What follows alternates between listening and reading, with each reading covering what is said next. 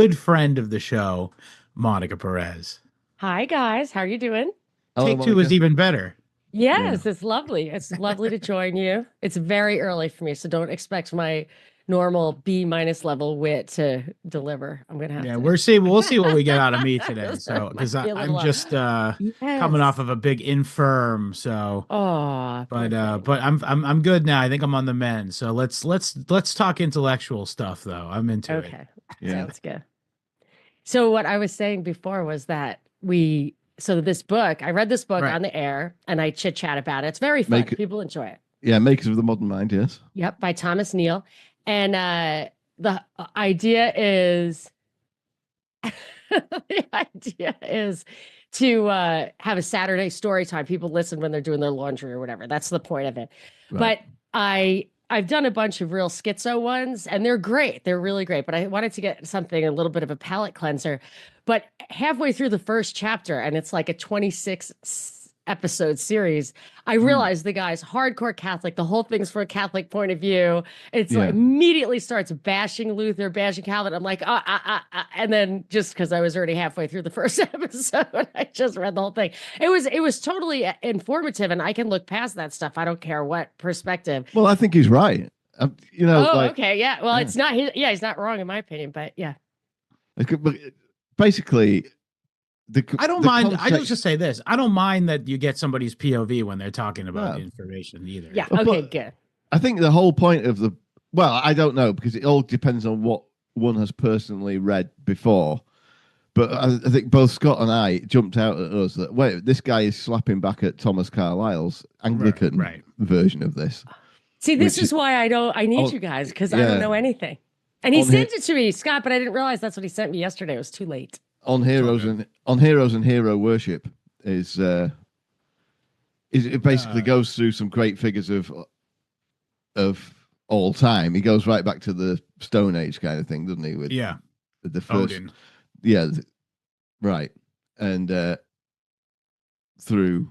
But basically, I think I'll say this. I think Thomas Patrick Neal, the author of this book, doesn't totally disagree with the almost thesis of on Heroes and Hero Worship, which is the idea that great men in history, not even great men, but influential men throughout history, shaped the way that the world thinks. And also another thing is that it's not so much that it's the guy that's great. Maybe Carlyle thought that way, but it's not so much that it's the guy that's great. It's like the idea was coming and a guy had to step into the shoes to say it.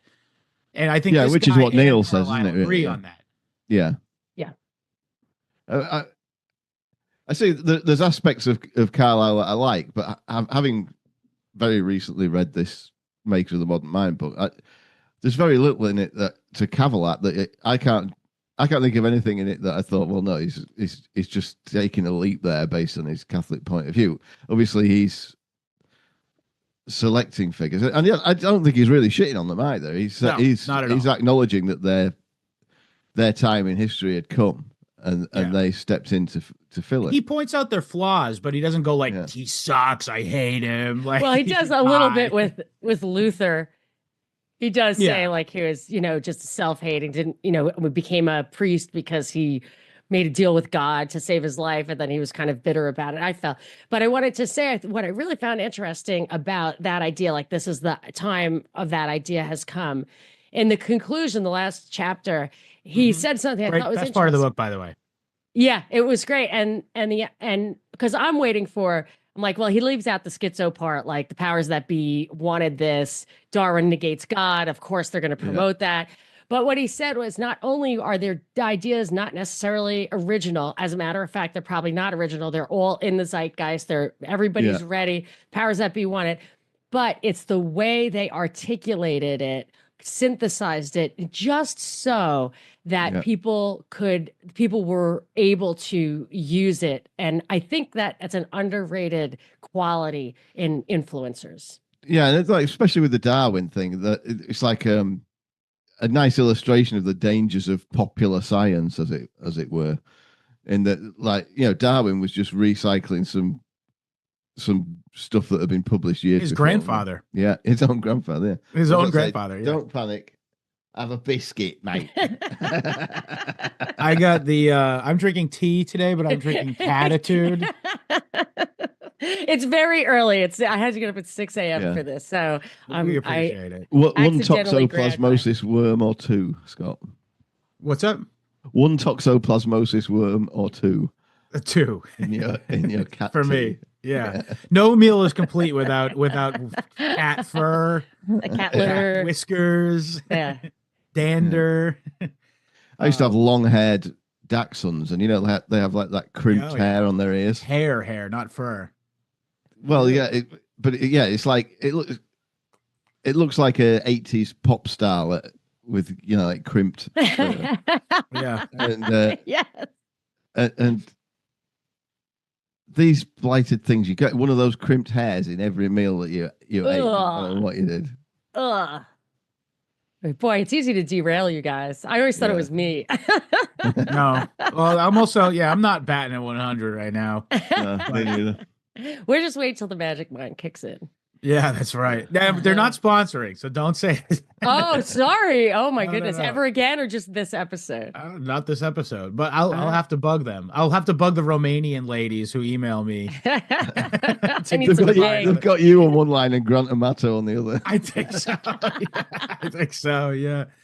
Okay. But I just want to just to lay it out though. What the book is like I said, I think William and I both, like he said, please give me money so I can send free gummy bears to Scotland and Abraham. Literally, I will show you bosom. Oh man, I can't wait to hear what Grant's been up to. By the way, yeah. But we're doing a little radio tease here, Monica. Sorry, I don't know if you know about this phenomenon within the industry, as I like to call it. Yeah, is just the future episode tease. Correct. Yeah. I was trying to get my husband. We were on a long ride, and I was trying to get him. I was like, I'm going to pick a podcast, so I of course went to you guys right away. I think I picked like Napoleon or something that I thought he could deal with. Yep. Like 10 minutes in, like all the bullshit in the beginning, and he's like, what is this? I was like, who listens to this? I was like, oh my gosh, I love this show. It's like, yeah, I don't even know what this is about. I could have picked a better one for you to start out with him, honestly, but I was going to ask you, but then he didn't even, he was like, I thought we were going to listen to Napoleon. And I'm like, I don't know. Never mind. If you ever at a loss as to which episode to listen to first, it's either got to be the Grant Amato one or the. Well, that was what I wanted. Yeah. Or the Sepoy Rebellion one. That one's good too. Yeah. Which one? What? The what? That's like episode 10 or something. Yeah, the Sepoy Rebellion, the Indian Rebellion. It's very funny. Oh, how do you even spell that? I don't even. SEPOY. Yeah. But the early ones were too difficult to get through all your fuckings. Yeah, I mean, listen, I get it. I absolutely. It's a great. Get it. I love them all. I'm absolutely hooked. I do my laundry to your show. Anyway, I've more or less stopped swearing now. I still in your do whole occasionally. life? Yeah, more or less. Wow, that's one thing I really can't. I cannot stop. I still do it a bit in the pub sometimes if I'm in the mood, and I still do it a bit at work. It's more powerful when you do it sparingly. It is, yeah. I agree with that.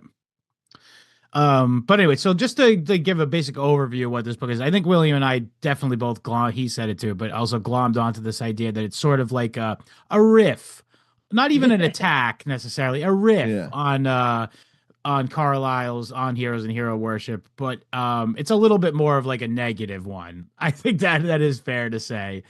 Well, he's not happy with the transition from the Renaissance to the modern age. He does not think it was an improvement. Right. As far as the mind goes and the soul, for sure. Yeah. Here's the thing. Here's the thing. I'll say this. And right out the gate, he sets out his intentions, which is like, I wanted to give these are the people that have changed history as far as how the human looks back at itself, the human species look back at itself. And too long has this system of thought been trapped in the intellectual sphere or whatever. I'm setting out to write a book that's palatable to anyone who has a college reading level. And to that extent, absolutely succeeds. It absolutely succeeds in that. The last book that we had you on to talk about, Monica, it has these awesome little recaps at the end of each chapter, Yes. which really is a good writing style because it helps Yeah. solidify the concepts in the reader's mind. It has a pattern too. Like it has an Yeah. introduction. There's like 6 or 7 sections for each one. You can see it's like Yeah. childhood influence, you know, Yeah. setting, and then their contribution, and then the impact. It kind of recaps the previous chapters at the beginning of each chapter Yes, as well. yes, Yeah. I love Very that. well written. Yes, and one thing that I definitely got from it is how these things were stepping stones. These ideas, they were not like Yeah. cumulative. That there was some forward, there was some back, but even in the ones that are kind of we've moved on, I don't know, Descartes or whatever, you couldn't have had the later ones without that one, even if it's reactionary or whatever. For sure. So he re-emphasizes that a couple of times. Yeah, that is right. And oh no, I've completely forgotten what I was going to say. Ignore me. I'll say this is that so yeah, I can definitely see the through line that he has here, which is like the idea that, yeah, Monica, you said it, but he's sort of like, I'm bummed that this happened, essentially. Yeah, well, as I was reading through it, this is what I forgot I was going to say. As I was reading through it, I'm thinking, okay, I like this guy's sort of line of reasoning and his arguments. And as you go further and further through the book, you're thinking, well, this guy is on. I'm on the same page as this guy, more or less, and I think, yeah, my view is that you have to have like a Christian worldview and a Christian framework for society to be in, but I didn't, because this guy was a university professor or something in the 40s. They were already all communists by then, and I thought, it still came as a pleasant surprise when he literally articulates that in the conclusion, which I was like, oh, I have been understanding what you've been saying all along then. Yeah. I think for sure I agree with him. I'm like pretty much on the same page as him too, but I think one thing that I think he's a little off on is like he necessarily views, and I use the word necessarily intentionally as in a grammatical sense, he necessarily views the idea that that like this greater understanding of how the mind works it will lead to bad stuff. Whereas, and it's funny because I noticed he didn't do a section on Nietzsche, but he mentions Nietzsche a bunch. He mentions too. him in the conclusion too, like a minor thinker like Nietzsche. Yeah, he I actually that says that. Too. I was surprised. Well, maybe I could see that he thought of him as a minor thinker because Nietzsche's whole thing is like, let's choose. Let's take off all the things that are in the past and go, let's choose to see what is good for us or whatever.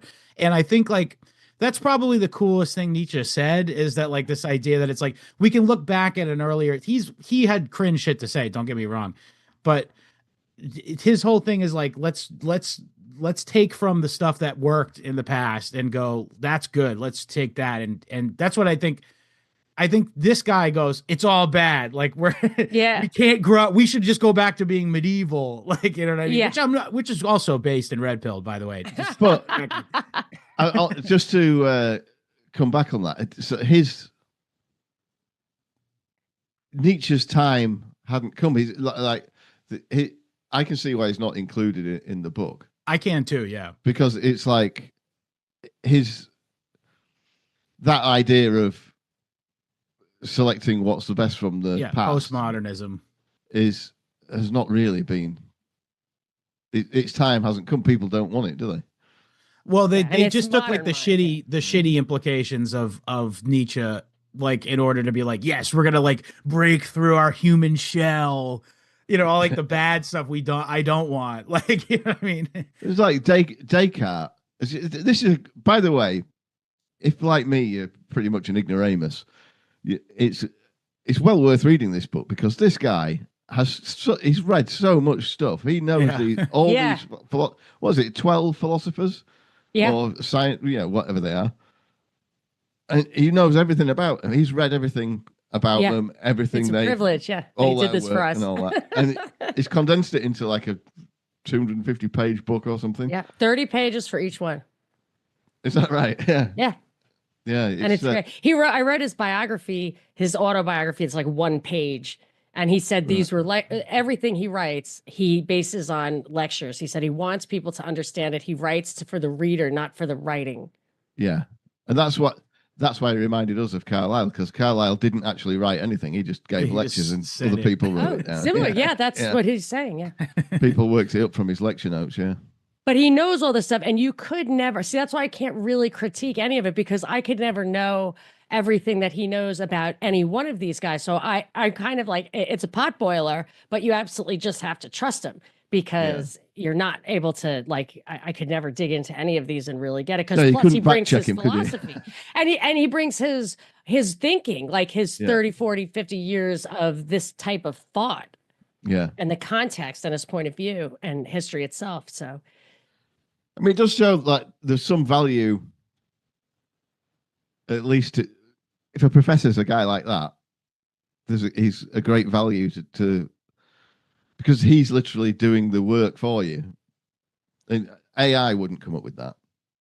No, and AI can't have a point of view.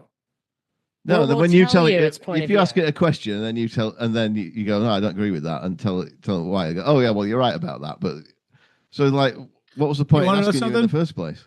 I literally pulled up an AI model in order to say, I asked it, hey, could you just break down the chapters in order so I could just scroll through it and be like, okay, first chapter, introduction, second chapter, Luther. And then so we can keep going. Right. But you're right. I will say this is that the AI just echoes what he said. AI does not have a point of view. AI just goes, this is what Thomas Patrick Neal thinks. Yeah. Like, so that's why I think it's actually a useful tool, is because it doesn't. It's handy for that. Yeah. Yeah. Because it can sort of encapsulate what a real guy as long as it says that. But when you do it without asking for a specific thing, it'll aggregate stuff. It'll pull stuff without, I think, without making it, maybe not, but without making it crystal clear that all they're doing is regurgitating a different point of view. Like it I'm says using stuff a specific factually. scholarly AI right now. Yeah. Oh, cool. Not to plug, because it's Google who made this, but really? There's a pretty cool Google tool called Notebook LM where you just put, like, I took the PDF of the book. Cool. Wow. I took the PDF of the book and I put it into it, like you drag it into the window, and then it only pulls from just that, only the stuff you put into it. So it's kind of cool. I made like a master list of all of the JFK assassination books I have. Nice. You just punch it in, like, what was Kerry Thornley doing, and blah, blah, blah. And it goes bang. There you go. Here's the page and chapter that it's from. So this is another book just that's similar, a real pot boiler. This really easy to read, given its subject matter. The Story of Philosophy by Will Durant. Right. He was another one who was writing for like coal miners or whatever coming home from work at night. And of course, it's the absolute highest level. Like this could be college level now, but then it was the everyday, the everyman's book. A society in which Ayn Rand books were bestsellers. Yeah. That and era. Yeah. Well, Tolkien books were set at school. Oh, I see what you're saying. I don't even think Ayn Rand is that sophisticated. No, I don't either. But yeah, I understand what you're saying. I just mean, like, it's a wordy fucking book, and people bought it en masse. Yeah. But yeah, when you didn't have TV, why not? Yeah. You've got what would you rather have, Scott? A TV or a sports coat and a pipe? Why not both? And a wingback armchair. No, I'll take the chair. Yeah, it sounds good. Shiny brown shoes. Well, I don't know. Let's not get crazy. A gentleman never wears brown to town. Brown is for the country. Yeah. That's all right. I'm always in the country. Right. Yeah. I'm a city mouse. I might be popping in to your neck of the woods there. All right. Well, I'll take you around some of our Norman churches. Cool. Oh, that'd be awesome. That the beginning of July, yeah. If that wouldn't be a burden to you. And I won't stay over, so you don't have to give me a place. I know that's your culture. Yeah. It's true. So again, it's a very anti-vampire culture over there. Yeah. Because they don't want to invite you in. But yeah, no, what I was going to say is, I will say this, and I think William was kind of nipping at this a second ago, is like, I knew these people's names, not all of them. I knew a bit about Luther and Freud and stuff. Calvin. Calvin. I actually know Calvin. I learned mostly from this. I didn't know much about Calvin. Wow. I only knew what his followers were talking about because I was learning all about the colonial Massachusetts and stuff. And like they're 100 years out from Calvin, so things changed between then. I didn't know what the hell was going on with Calvin himself, but I'm more speaking of like Rousseau, Descartes. I think therefore I am is Descartes like Yeah. thing. Yep. But it's but like that's just beyond that's just that. his. What I learned about it, I knew Descartes. I think therefore I am before. Yeah. But what I didn't realize was all that was just his starting point for all this Yes. bilge that he dreamt up. and Yeah. as this author points out, I tend to agree with him. Yeah, that was a stupid thing to do. Yeah, I agree Yeah. with that too. Yeah. Yeah. It just negated everything that wasn't thinking. Yeah. Yeah. So I mean, yeah, basically we've misinterpreted it to make it make sense. I mean, that's a good point because I was just gonna say. So yeah, when you grow up hearing Descartes is the guy who said, "I think, therefore I am," it's like, okay, well that makes sense. I understand my existence because I can consciously ponder it. But it's like, I know I'm here. No. You missed the point. This is what Descartes would be like. Listen, you dumb people. What the point of all of it is that there's nothing outside of this. And I hate that stuff. Like I absolutely hate that stuff. There is a fucking table here. If I stub my toe on it, I will feel pain. I absolutely don't need to think about what it would be like if that were really not true. My perception's wrong. What a waste of time. Well, I was like, if I met Rene Descartes, I'd punch him right in the nose and say, "Are you going to call the cops? Did that really happen?" No, well, you don't, because these people don't believe it themselves. Yeah, right. They can't because it's bullshit. But how about Rousseau? Rousseau is a piece of work. I think this book did a great job about Rousseau because shit. Yeah, well, totally married like a retarded woman, gave the babies to the foundling home. Oh yeah, God. What a scuzz! And he just, was just like Spirit living on of the French Revolution. Isn't it? Yeah. I just feel like I'm watching some like midnight cowboy down and out, like, just couch surfing. And how many of these guys came from Geneva, which is where Luther was from? Mm-hmm. And how Luther, how Geneva and it's where a lot of banks are, not NFN. Yeah, I mean that goes to the schizo stuff where like this was a push, not a pull. Yeah, I mean, I see both sides of it. I think I see the fact that it was definitely grass. All this stuff, the bad stuff was grass. Here's the thing, like, and I think the author here is pretty fair with going like he was right about this. Yeah. Plenty of times, even the guys he hates, even Luther, like where I think he even acknowledges, like, listen, indulgences was pretty rich. Yeah. And they were reforming, but that's what he said. Like they were reforming and they should have. But he points out what a lot of people don't understand.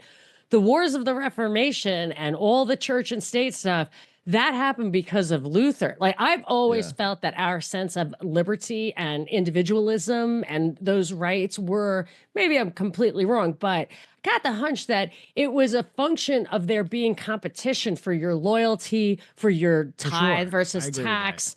Yeah. And once it got absorbed by the kings themselves, you had no power. It's like 401ks. Once it used to be Vanguard had all the pension funds and you're like, well, at least the smart guys are on my side. Now we're the victim. I mean, I'm not against the liberty of a 401k, but now you're the victim of the 401k because everybody's on the top getting to rape you and there's nobody on your side pushing back. Yeah, for sure. But again, it's the other side of it is like, did we want to live in the society where you don't have personhood? Like that's the other side of it. You know what I mean? Like you're right. It does sort of leap off like that idea of there being like a sovereign human being who chooses where his loyalty lies between the state or the church or whatever. It does come from Luther. And like, do we want to live in the world? Do we want to live in the world where there's no conception? Like where this is my favorite thing about ancient Rome is, or not favorite thing. One of my most interesting things about ancient Rome is that they didn't have the idea of an individual yet. They had a spirit called Genius, which was for your family. Your family had a collective Genius. And when you did something clever, that means you were invoking your family's genius. Sounds like the Money Kings. Yeah, a little bit. Yeah, a little bit. Call it. But my point is that like you see this very slow iceberg like progression from the fact that you're not only a person in Roman times, you're not only an individual person, you're only a cog in your family, essentially. And then your family is only a cog within your nation or whatever the hell you want to break that into next. And then so then, hundreds and hundreds of years go by. Jesus has a big impact on this, by the way, in my opinion. The whole idea of like choosing to be saved or whatever, and that's an individual choice, essentially. So that was a big step in the direction that we're talking, but eventually we'll end up and this is what I just reread the Carlisle section on Luther.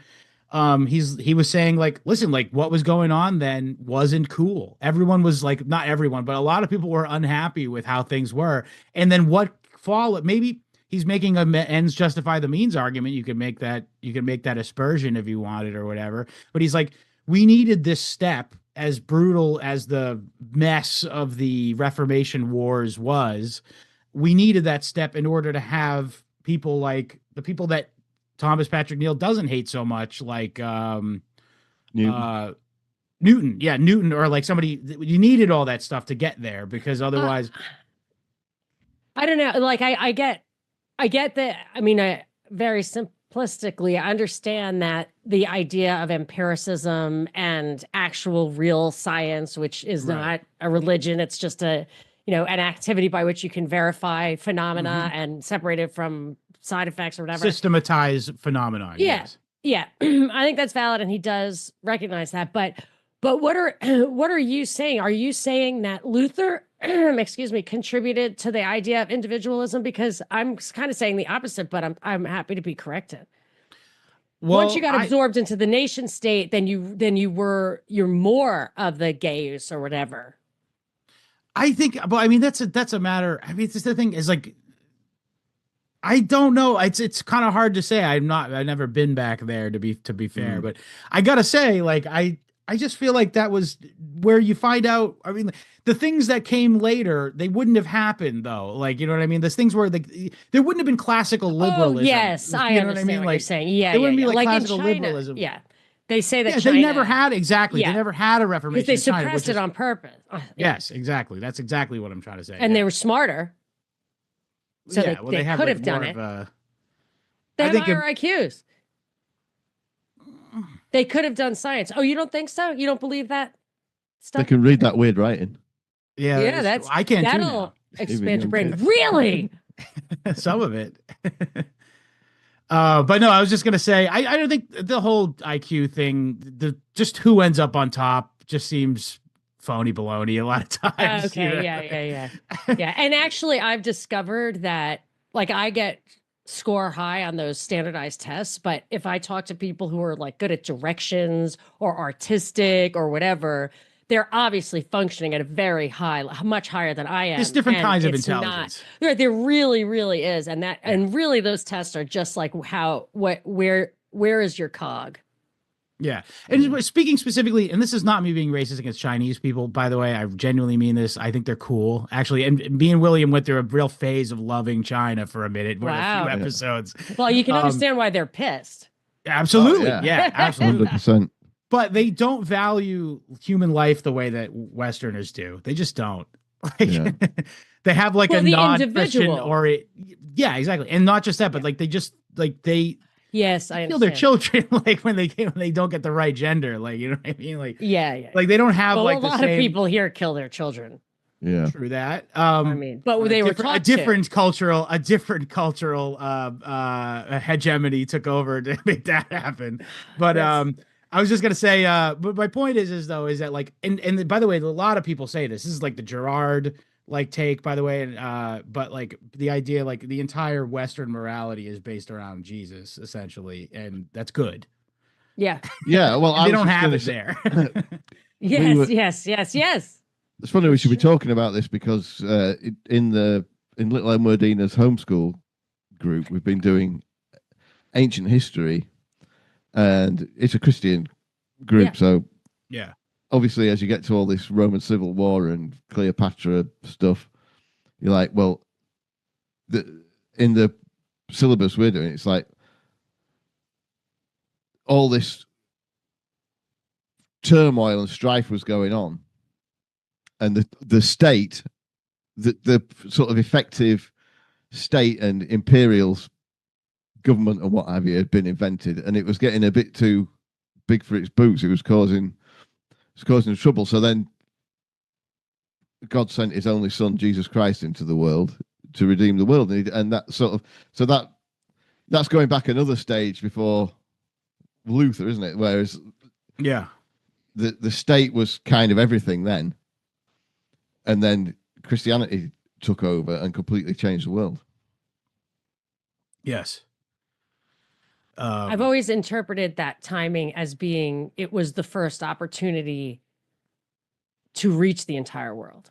Yeah, because of the I Romans. think so. Because too, all yeah. roads lead to Rome, and Yeah. that was the way to redeem everybody, Yeah, give everybody a fair shot. It was the first time where there was like an international network of people moving But here's the around. thing. So before, there's really something. I have this experience. I don't know about you guys. I can only speak from the Catholic point of view. But when I go to church, every church I've ever gone to has been highly multicultural. I don't know why, but a lot of immigrants, I guess, are Catholic. I don't know. But there's a common goal, value system, whatever. There's a desire to help each other. And there are like requirements to like you're raised that you have to go out of your way to look for opportunities to help people, whatever. And they call it the universal church. There's some universality about that makes you less vulnerable to the propaganda, to state coercion, to all that puts you outside. And I think it's a good thing to have that balance and to have the people outside of it. Yes, they had a grip on your mind, and the question of the existence of God wasn't even something you could think, and they made you tithe. But but I think like my idea, I basically dislike every pope for various reasons. But I think the new the one seems church is the cool. people. Huh? What? I think the new guy seems cool. I've got a few reasons I don't like him. I haven't looked into it deeply. He just seems chill. I don't know. He seems thinks like a nice guy. he made a very false and damaging statement about Ukraine, that it was purely an imperial endeavor on the part of Russia. He had it out with J.D. Vance. They were talking about the Order Amoris, which I didn't even know what it was. But what it is Jesus's 2 commandments. God is first, and then your neighbor, and then yourself. And neither of them mentioned God, and they're back and forth. And I'm like, this is not a real. Yeah. Well, J.D. Vance, I wasn't expecting a theological. Well, no, he's clinic. awful. He's a fake. Yeah, that I have no faith in his authenticity as a convert. But I just feel like when you see that, the Pope is of the world. You know that he's tweeting at J.D. Vance about immigration. I mean, that's not. Anyone who's tweeting isn't infallible. So anyway, so what I was saying is just like as this competitive thing, as being part of a different group, there is something very rich about that. But yes, at the same time, if the church was the bastion of the intellect, like China, they don't focus on the science stuff because they're not of the world. And if you really spend all of your effort, like my parents did, they were totally poor because they spent every waking moment thinking about salvation and pursuing it. Righteous. So I agree with you. I'm not trying to prop up. No. I'm just saying you don't make a lot of money that way, and you don't go into scientific endeavors. They hated art. They were like, people put money into art when there are people starving. The space program, they're like, people starving. This is outrageous. I mean, blah, they're blah, right blah. about that. They're just right. Yeah, they're right. But I'm just saying art and science is something they eschewed because it was a distraction from the mission. So I'm talking about it. You're right. 100%. Well, I was just gonna say though, I think it just doesn't have to be all black and white. Like I think the book does a pretty good job of like again, maybe the Luther chapter is not a great example because we really And don't it like him. starts with that. I was like, Yeah. oh shit. But most of the other guys, there's a thing in each chapter where he's like totally right about this, and yeah, it's all stuff that I usually agreed with too.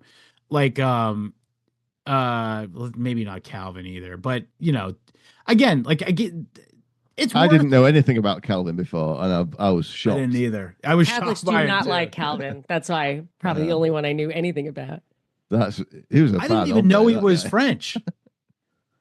Oh, I thought he was Swiss. I still don't know. Shit. But an interesting thing in that chapter, I think it was, as I was reading aloud, I was like, oh yeah, like the only place that isn't like this is Italy. And the next paragraph is like the only place that did not go along with Calvin was Italy. And they're still just sitting around drinking wine, watching the world go by. And I'm like, Yeah. based. True that, yeah. Yeah, shit. We got predestination. Ain't no reason to worry about nothing.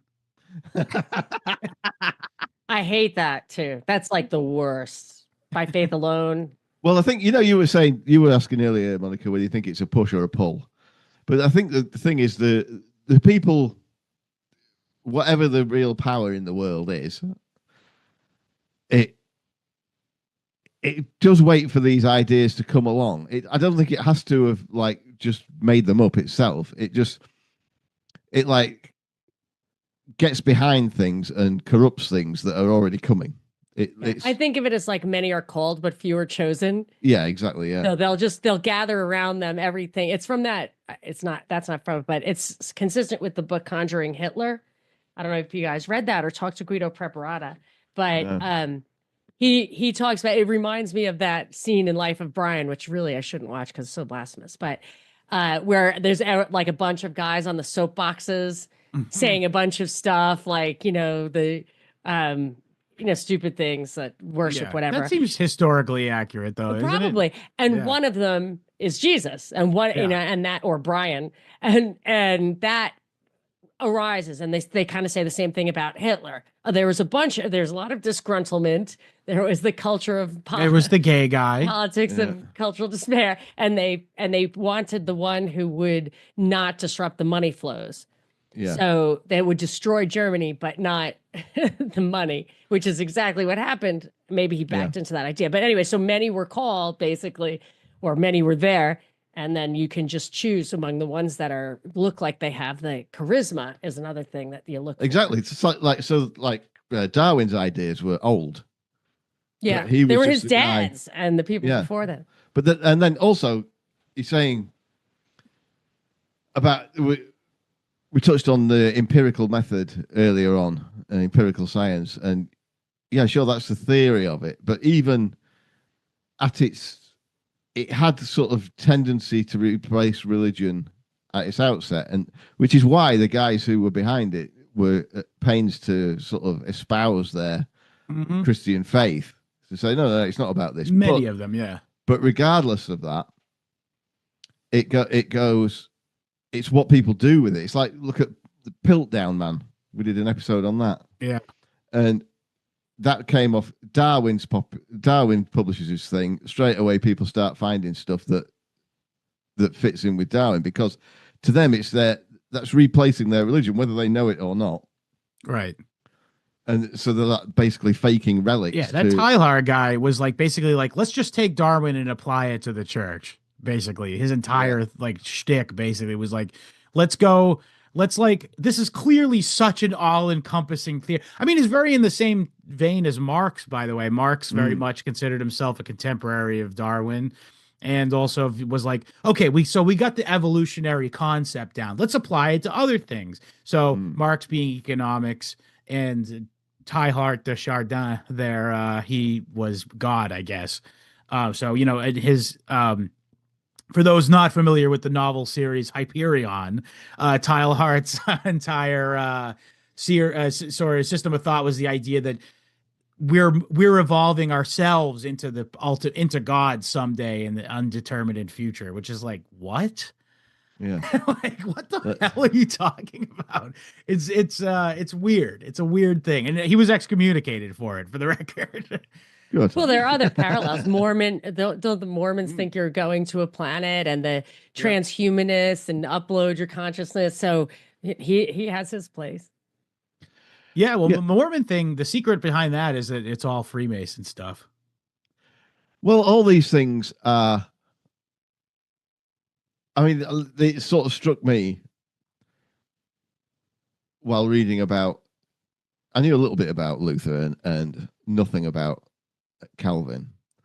Been reading about that, and then with what I know about Mormons and other things, all these kind of reformed religions, if you want to call them, reformed versions of sort of crypto Christianity, are like ways of excusing acting Jewish. Yes. They all hark back to the Old Testament. Yeah. Much, Specifically Mormons. Yeah. yeah. But even that, like, you could say, he even says it in the book that Calvin was much more. All his precepts were from the Old Testament, from the Ten Commandments, and none of them were from the Sermon on the Mount. Well, I've told you that. Yeah. Have I not mentioned to you that one of the things I've heard about the popularity of evangelicism here, or is that, or why they like Israel, is that you get to skip Catholicism. If you reach back, they don't like the idea that Catholicism has any claim to being foundational. Sure.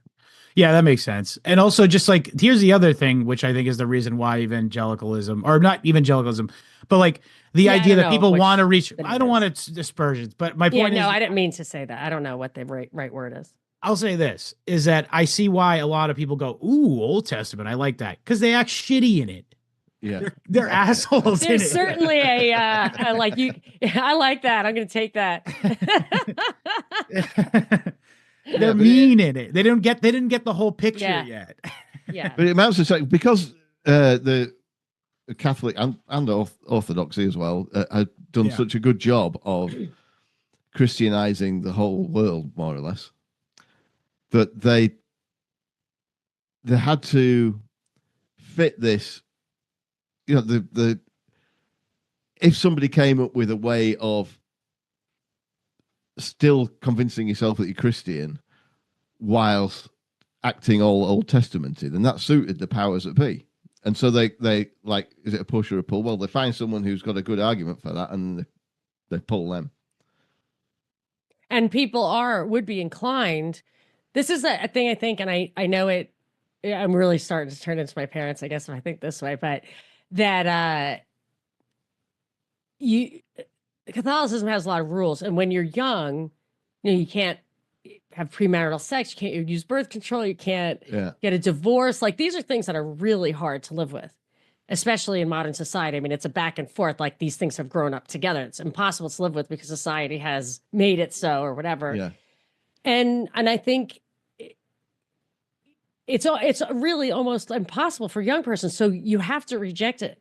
You reject it as being true, even though it's those moral strictures, whether they're based on, divine right or something or not, are actually good. Like, they're actually make sense. But I feel like, because it's so hard to live that way, and the powers that be make it hard to live that way with their influence, you can't, you can't, it's a natural, it's both. It's the people and the powers that be, and as interacting over time, I think. And I do think that I do really believe that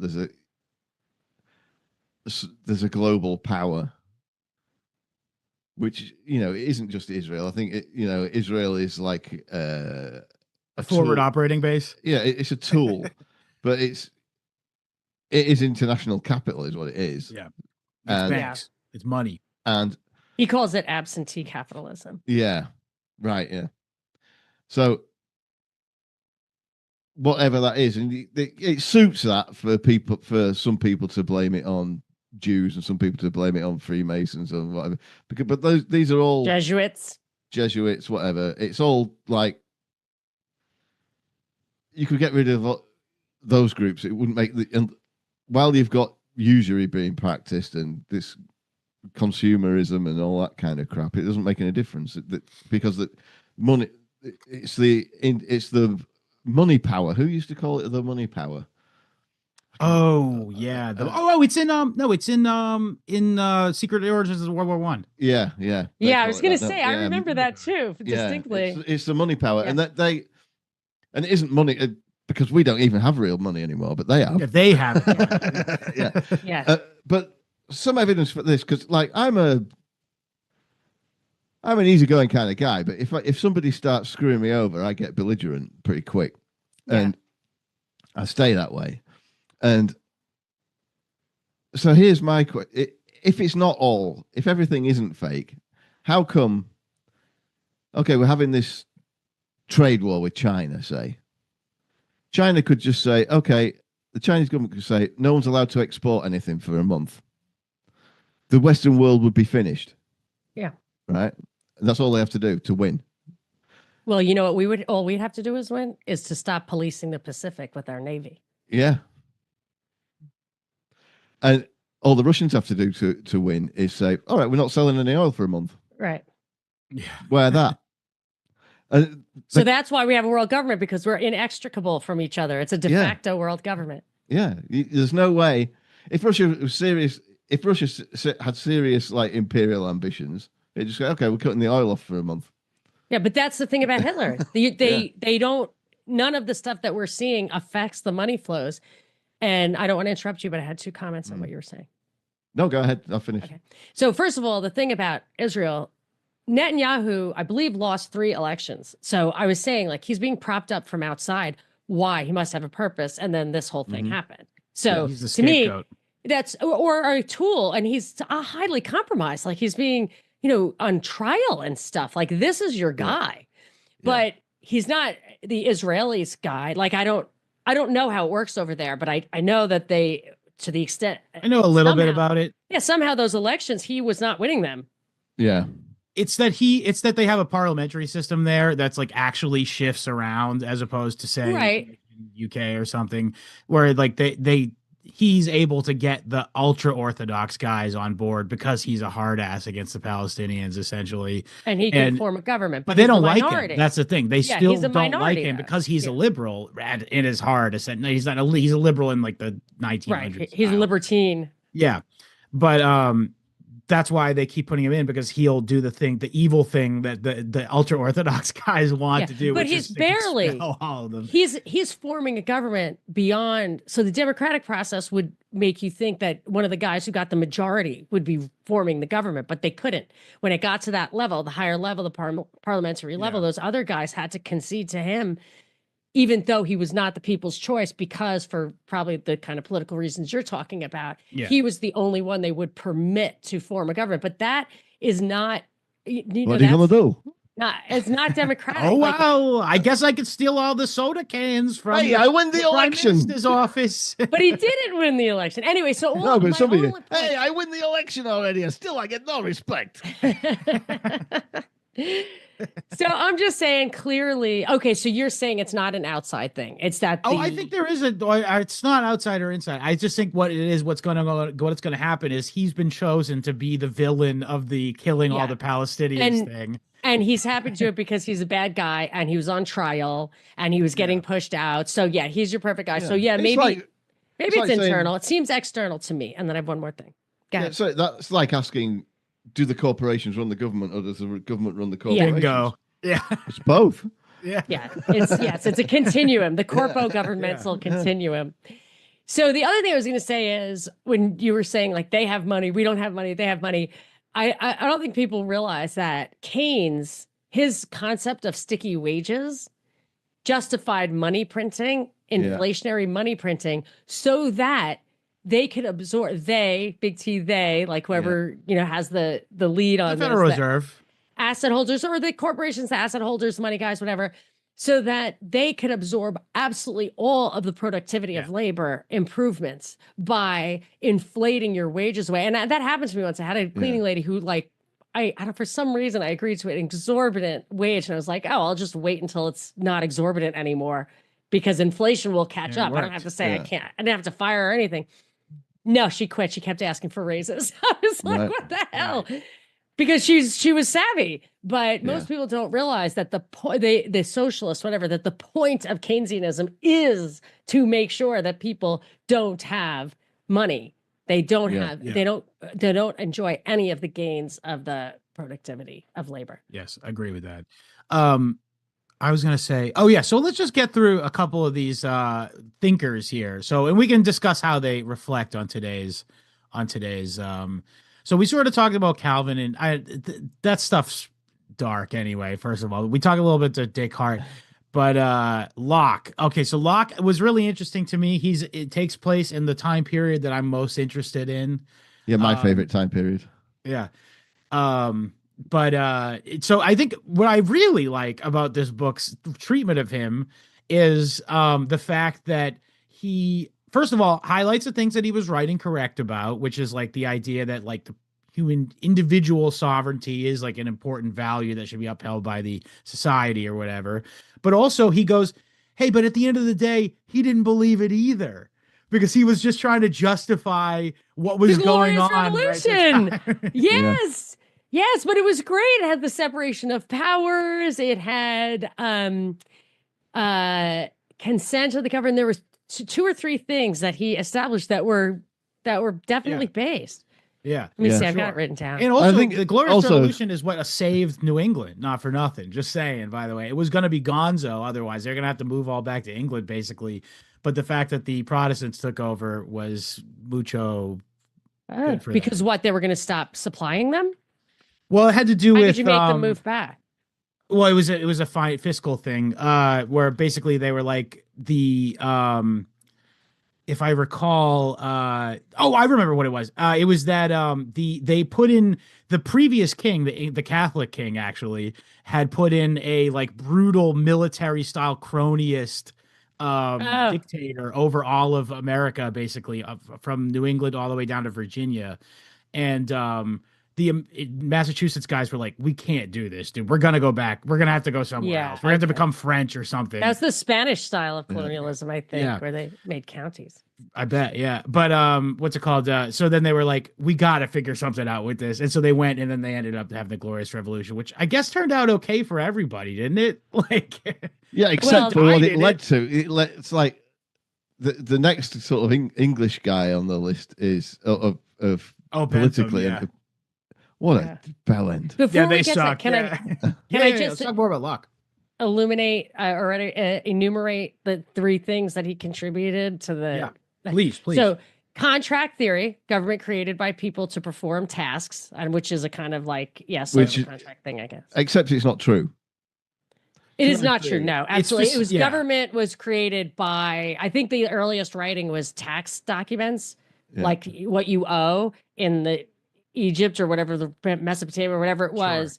It was all about government was formed to steal your wheat. Agricultural revolution was about creating wheat instead of tubers, so that it would all get harvested at once and they could come by and take, half of it or a third of it. Yes. So if you read Against the Grain by James Scott, I don't know if it's theoretical or he's got some evidence, but it's an alternative to. That sounds good. I want to read that. And I agree with it. Yeah. Okay, a theory of natural law, which is inalienable rights and limited functions of government. That government is basically we need that for protection of property. Yeah, so true or not, yeah, we need it. Yeah, that's the one really good one. And then the last one is the separation of power. So a legislative and an executive branch that has judicial power and foreign affairs. Those were So he's extremely influential, isn't he? Yes, right. But And people have got he's around our it. father. Using like Benthamite reasoning. Yeah. That, oh well, it would be better. Yeah, that's right. But it would be better if we could find a way around it. Right. Well, it's if Talmudic. Yeah. That's what that. What's it? I can never remember the name of that school of philosophy. Utilitarianism. Utilitarianism. So that's Bentham's the father of that, isn't he? He is. And the Panopticon. He's the father of the Panopticon. He literally coined it too, which is I didn't Yeah. know that. When I first read about the Panopticon, I obviously heard about the Foucault Panopticon, and I was like, "Oh man, how terrible that anyone could even conceive of such a terrible thing." And I'm like, and I'm reading this book, and I'm like, "Oh my god, this guy actually said we should do this." Like, yeah. And he tried to get it done. I have one more thing on Locke, though. sorry, not to shut you down, but No, I like Locke. I like Locke. I he wanna hear said more about him. one thing I noticed. He said that it was good to make education fun, that children can be educated Yeah. without knowing it, and that I felt, whatever in the context I was reading, was like he's the father of propaganda. That's propaganda. Right. Okay. Yeah. To get But- people to learn things without realizing they're learning, which is a great way of teaching kids, especially if Yeah. you love them. But what if Yeah, you I think don't? he did like kids, didn't he? Yeah. What- It was fun, but it's one of the many things that this guy Neil says the father of these ideas would not like it if Yeah. they realized how they Yeah. were used and Yeah, abused yeah, in the yeah. future. Yeah, Yeah. but John Locke's all right with me. I think he was my favorite out of the whole Yeah. schmear. Yeah, I like Newton too. Who we're Yeah, coming to Newton was now. great. Yeah, because Newton didn't give a shit about science. It was hilarious. Yeah. Yeah. He was just like, yeah, I'll just fart out this whole theory of Calculus. motion. And he's like, oh shit, I better write calculus down Yeah, because it was somebody else is figuring it out. Yeah. It was just obvious to him, wasn't it? He didn't have to do Yeah, anything. yeah. You know, that little math scheme I used to get to this Yeah. end. You know? Yeah, to see how long it was going to take for my gas to pump. I was like, wait, I should write that down. Mm. I always think that because you don't know what calculus is for, but it really is. Like if you're waiting at the gas pump, you know, I you don't know what think about calculus is. it's It's you're that. like taking all the variables and figuring out it's a function of whatever. So the time it's going to take is a function of the circumference of the hose, the Right. speed, the velocity of the pumping. And I just never understood calculus. It's like, oh my gosh, like it's so useful. You can't Right, really yeah. do it in your head, which is annoying. But yeah. Or it's like it's the same idea as like being like, oh, the murders were here, here, and here. So the guy's got to be living somewhere around here. That's also calculus. You know what I mean? Really? I think that's, I don't know. I feel like that's I don't know. geometry. I mean, maybe that's. I mean, it incorporates other things like yes. You commuting can time and- interpolate into using enough. If you have enough variables, it's a function of this, Yeah. that, And the so other. really you can say that he's an influence on the he's influenced everything as well with calculus, because like you could say psychological profiling would never have happened without Newton. Absolutely, yeah. Or That- it would have yeah, done because somebody else would have thought of calculus. Well, Leibniz, I Yeah. think, that's true, did. yeah. The German guy, actually- Leibniz, yeah. Yeah, but so Newton didn't figure out a form of notation. So he was just like, don't you get it? Like Yeah. how fast it comes out of the tube is how long it's going to take. and the other guy wrote, it was like, it's F of T and F Yeah. of V. Yeah, that is handy. Yeah. For those Except for you not still as, can't do it in your head, so I don't care about it either.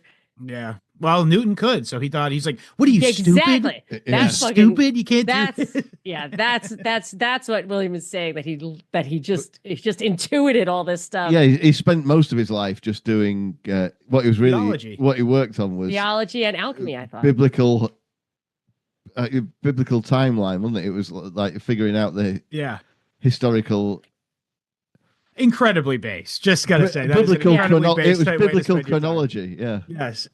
But So Newton was Neil a says he chump. didn't do a good job Hmm? of that. Neil says he did not do a good job of that. no, but at least he was trying. But he couldn't figure it out. Nobody could. Yeah, Yeah. yeah. Well, okay, so there's a lot of like there's a lot of conception, I will say, about what Newton's theology was. So I think he's probably best characterized as like a Christian sorry, can I just- Unitarian of some kind. Just sort of slam the brakes on for a minute and just Sure. go back to Monica on her last remark. Maybe obviously Newton couldn't figure it out. Maybe somebody else could.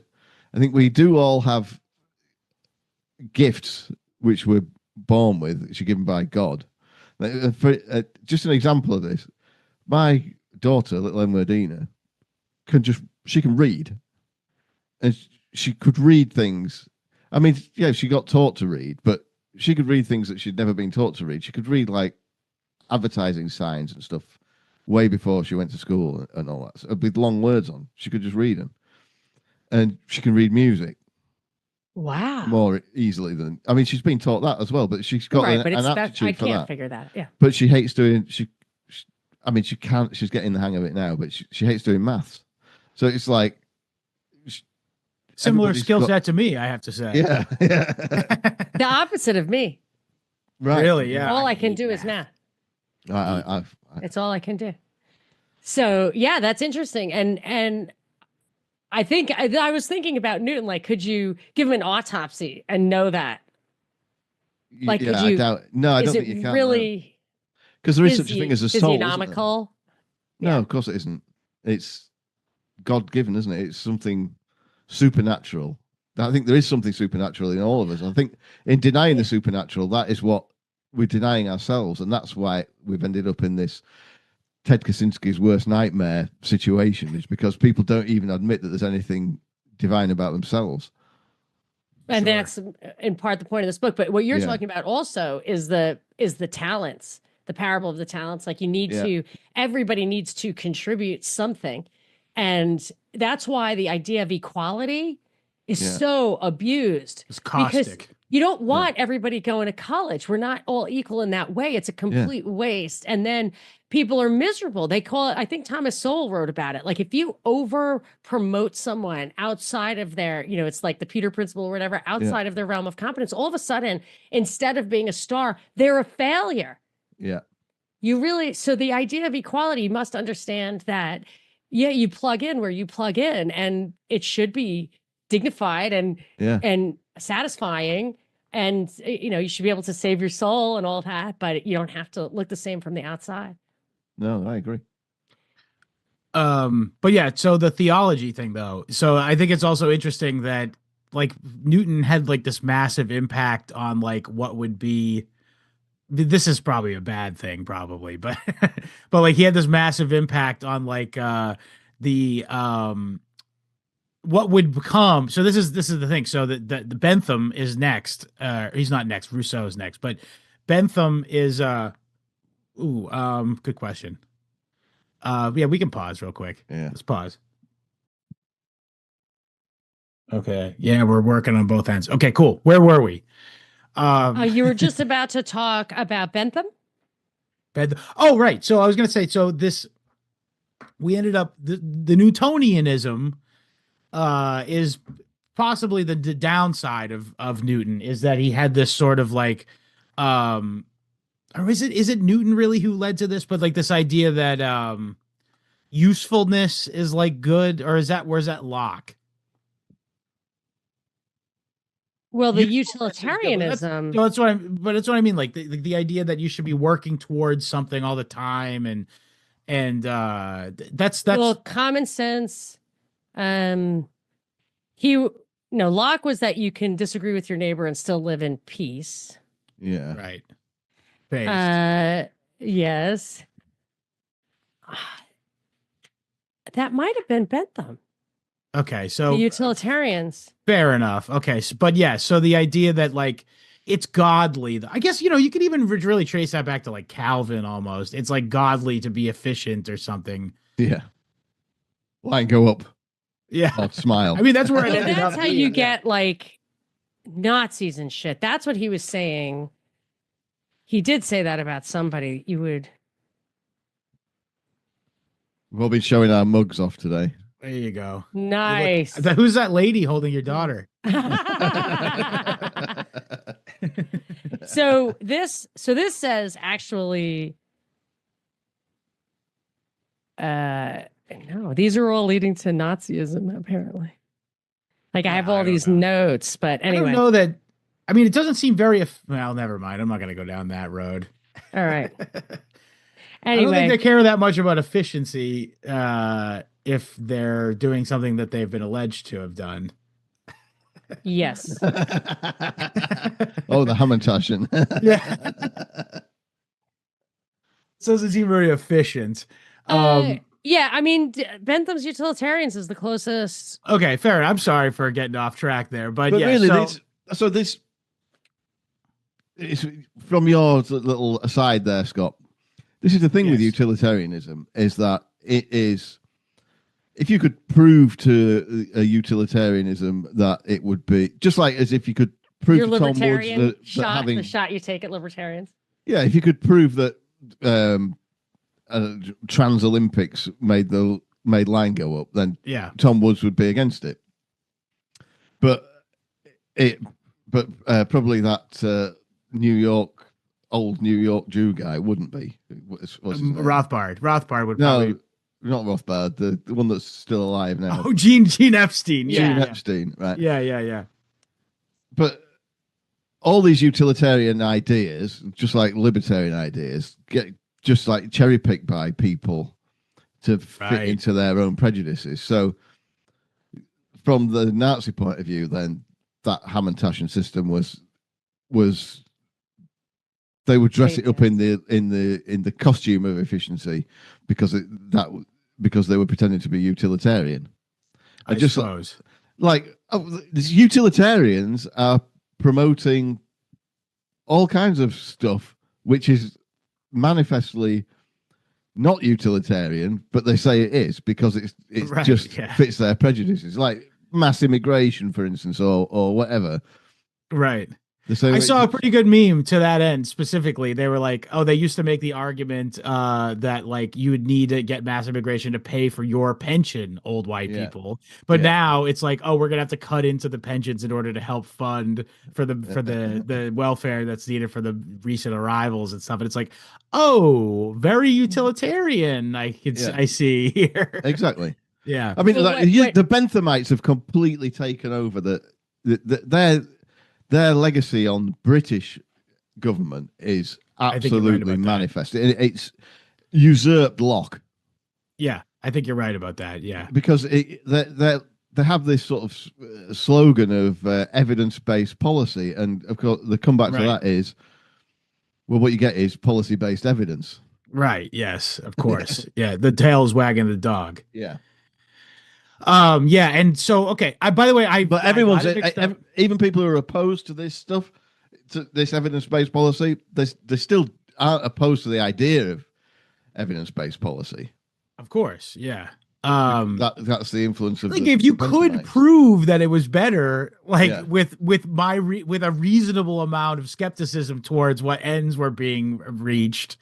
You could convince a lot of people with that, but the reason I said Newton, but what I meant to say was Rousseau was the guy who said, oh, we can just systematize everything. And so the Bentham guys, or the utilitarians, they're like, let's take that to its logical conclusion. Basically, like, let's literally systemize everything imaginable and then use that to pick out what is the best way to run society. Now, so Rousseau, you were quick to point out, is that even when he had this goofy idea where, oh, we're going to make a system of math forever that runs everything or whatever, he still included God in that.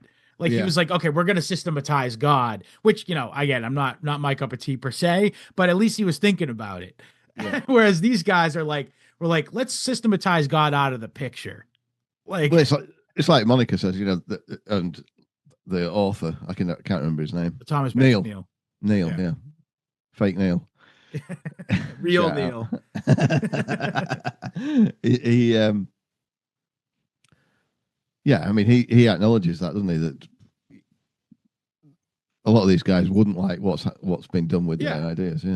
Yeah, for sure. But I think Bentham would have loved it because he's. Yeah, I was just gonna say that. Literally, just gonna say like, Bentham, I think he would be in hog heaven if he got a glimpse of what he hath wrought. Jeremy Bentham was like a immature man baby idiot savant type of character, wasn't he? Yeah. He was in some ways a genius. All he did was he did really well on his exams without ever having to go to school. Right, but he never grew up. He was he was like a 14-year-old boy for his whole life. Yeah, he jerked off a lot. I imagine. Yeah.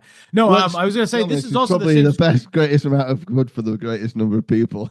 Sure, for him, yeah, one person, yes. What I was gonna say, so this is like the same school of thought you get like Malthus, like this, and Jonathan Swift. He was being witty, but like I think at the end of the day, he really did think they should eat the poor.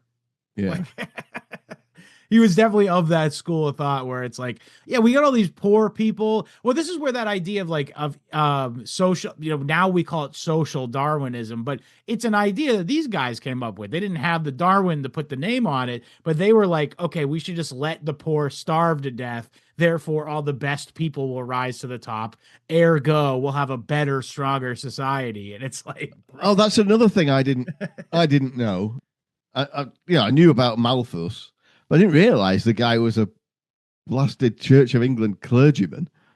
oh yeah, And it was yeah. basically Bentham that had taken something he'd written in a letter to the Times or something and run with that.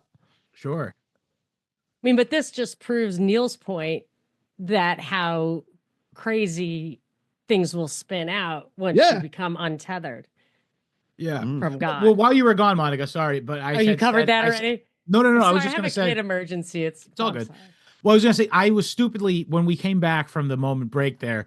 I had stupidly said, "Oh, it's Newton that led to this." No, no, no, no, no. I was wrong. It's Rousseau was the one who led to this because this idea of Yes. systematizing everything, and then. But as I said to William while you're gone, at least Rousseau, maybe he was wrong to try to systematize God, but at least he was thinking about systematizing God. Like at least he was in the picture still. He was including God. That's the Yeah. thing. A lot of these guys were trying to include God and yet were used to negate him. Yeah. Like Newton would be horrified if he thought Sure. that anything that he did was going to actually negate God, but they use him to one of my notes on this was that nature became divine in Newton's world machine, that both God and man took minor roles. Definitely. And he wouldn't have meant that, like that we were a machine. Yeah. No, well, I read a lot of sort of 19th century English literature, and this is where that sort of providentialist English outlook comes from. Whereas, like they kind of rolled science and God up into this concept of providence. And you always get characters saying, "Well, isn't it providential that this happened, and we're going to have to trust in providence and all this." But that is taking God out of it, isn't it? And it's like a grudging. I mean, yeah, God created nature and science, but to just sort of stop talking about God and start talking about providence is thin You've end made of an the wedge. amalgam. Yeah, it's the thin end of the wedge, isn't it? And because people were so excited about, following on from Newton, so excited about it having been proved that there were universal physical laws. Yeah, we learned a lot of good stuff from that. But I feel like that proves God. Yeah, exactly. I think it does too. Yeah, and I think Newton did too. By the by. Yeah. But like, for instance, my hero, my favorite British military hero, Thomas Cochrane, his father was he blew all the family money and basically bankrupted the family by shoveling money into a project to make gold out of coal tar because it was I mean, alchemy. Yeah, which is what I think Newton was into. Yeah, Newton was into alchemy. Dabbled big in alchemy. time, yeah. Yeah. Which the secret of alchemy, by the way, is that it's all piss based. Right. It like unironically is like all. You know why they call that alchemical society in like the late 1800s, early 1900s, the Golden Dawn. Right. When's the best time to get a large amount of piss? Yeah, and it's more yellow as well, isn't it? Yeah. Right. Yeah. But yeah, so I do actually sort of have to, like, every time I see like a historical figure doing stuff with alchemy, I'm like, this dude plays with his piss. Yeah. Like, how smart could he really be? Well, they put piss in diesel engines now. What? Yeah, in Europe they have that. You have to have this additive called AdBlue, which is pig piss, pig's urea. Yeah. Oh, because it's like sort of indicate like where it is in the hose or something, kind of thing. Yeah, it has a separate tank on it, and it's used to like filter the particulates out of diesel exhaust. Okay, so let's talk also a little bit about well, by the way, how I gotta ask you this. This is totally from no experience, but is would it be out of school for me to assume that someone utilizing some sort of rhyming slang would call someone an Emmanuel. They might do, yeah. But yeah, I Not when there's ladies present, though. of course not, of course not. Word.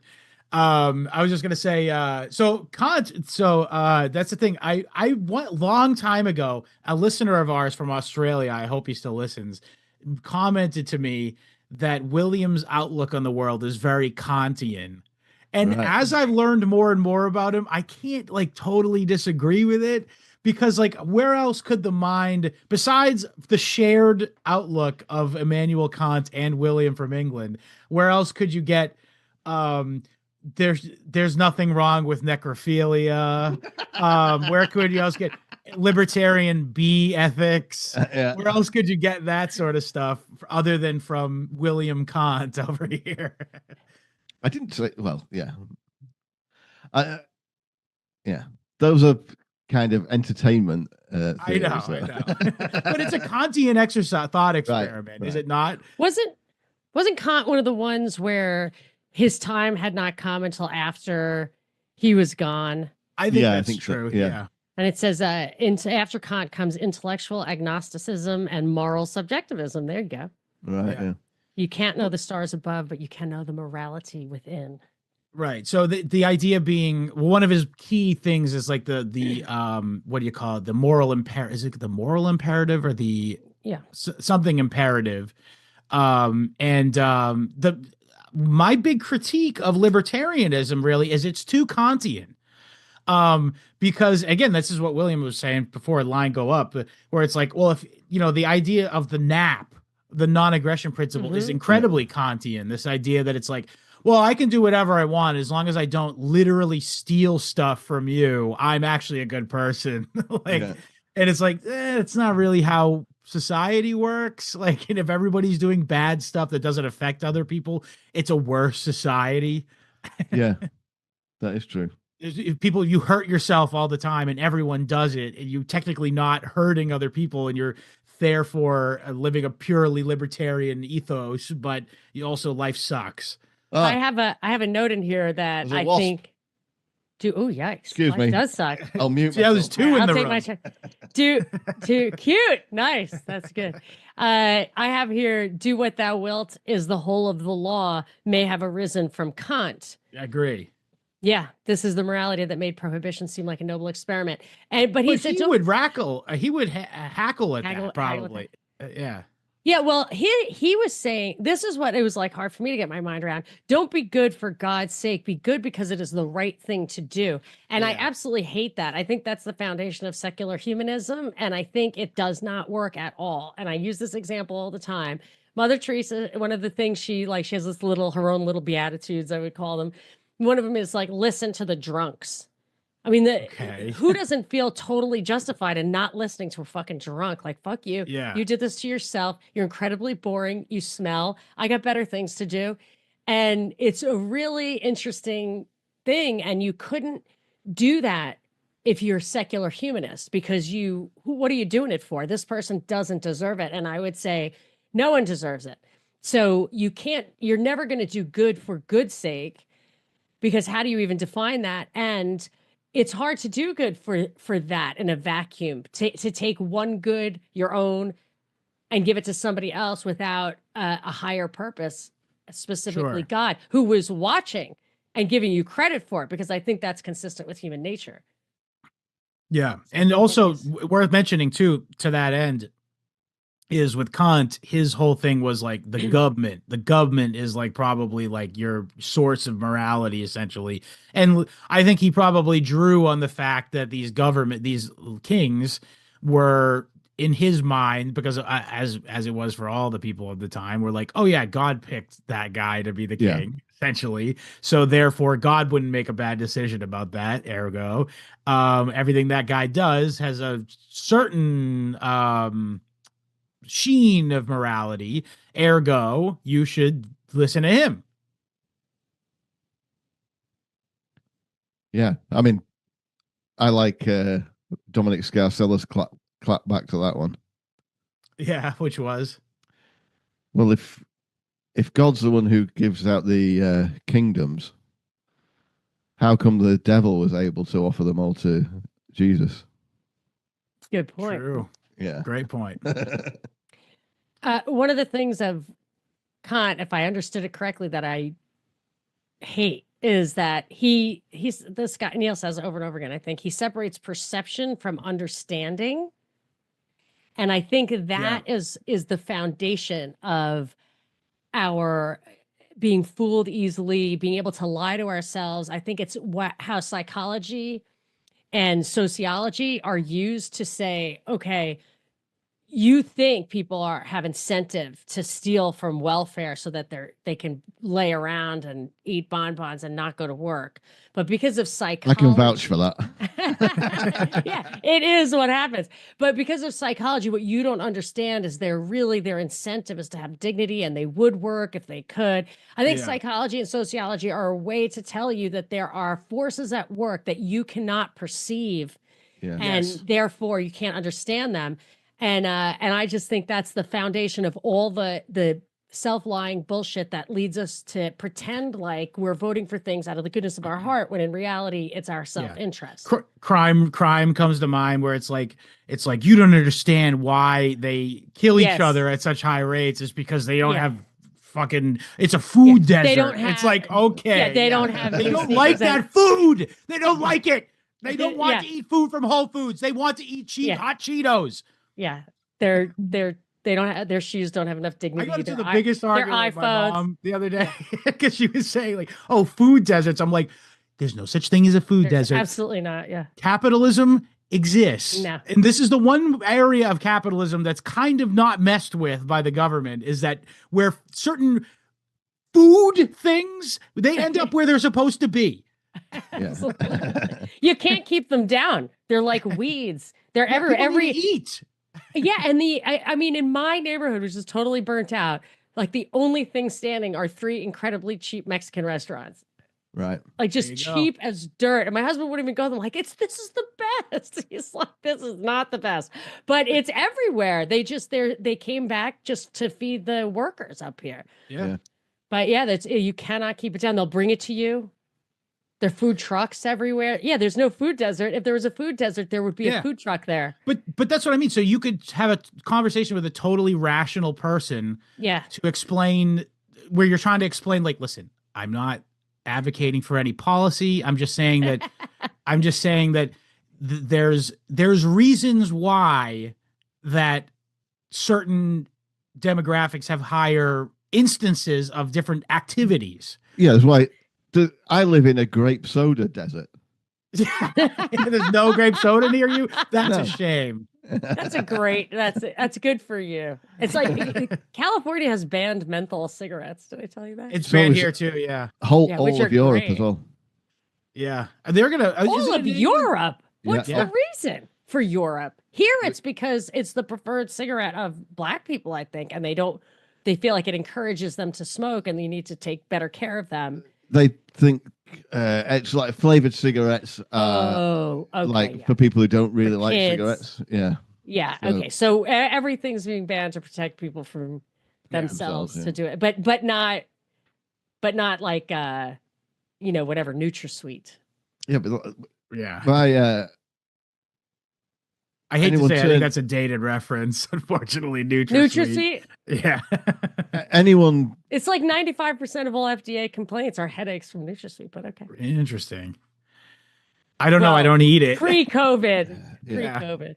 Sorry. I was gonna say though, but anyway, the reason I even brought any of that rhetoric up was just to say, you're right.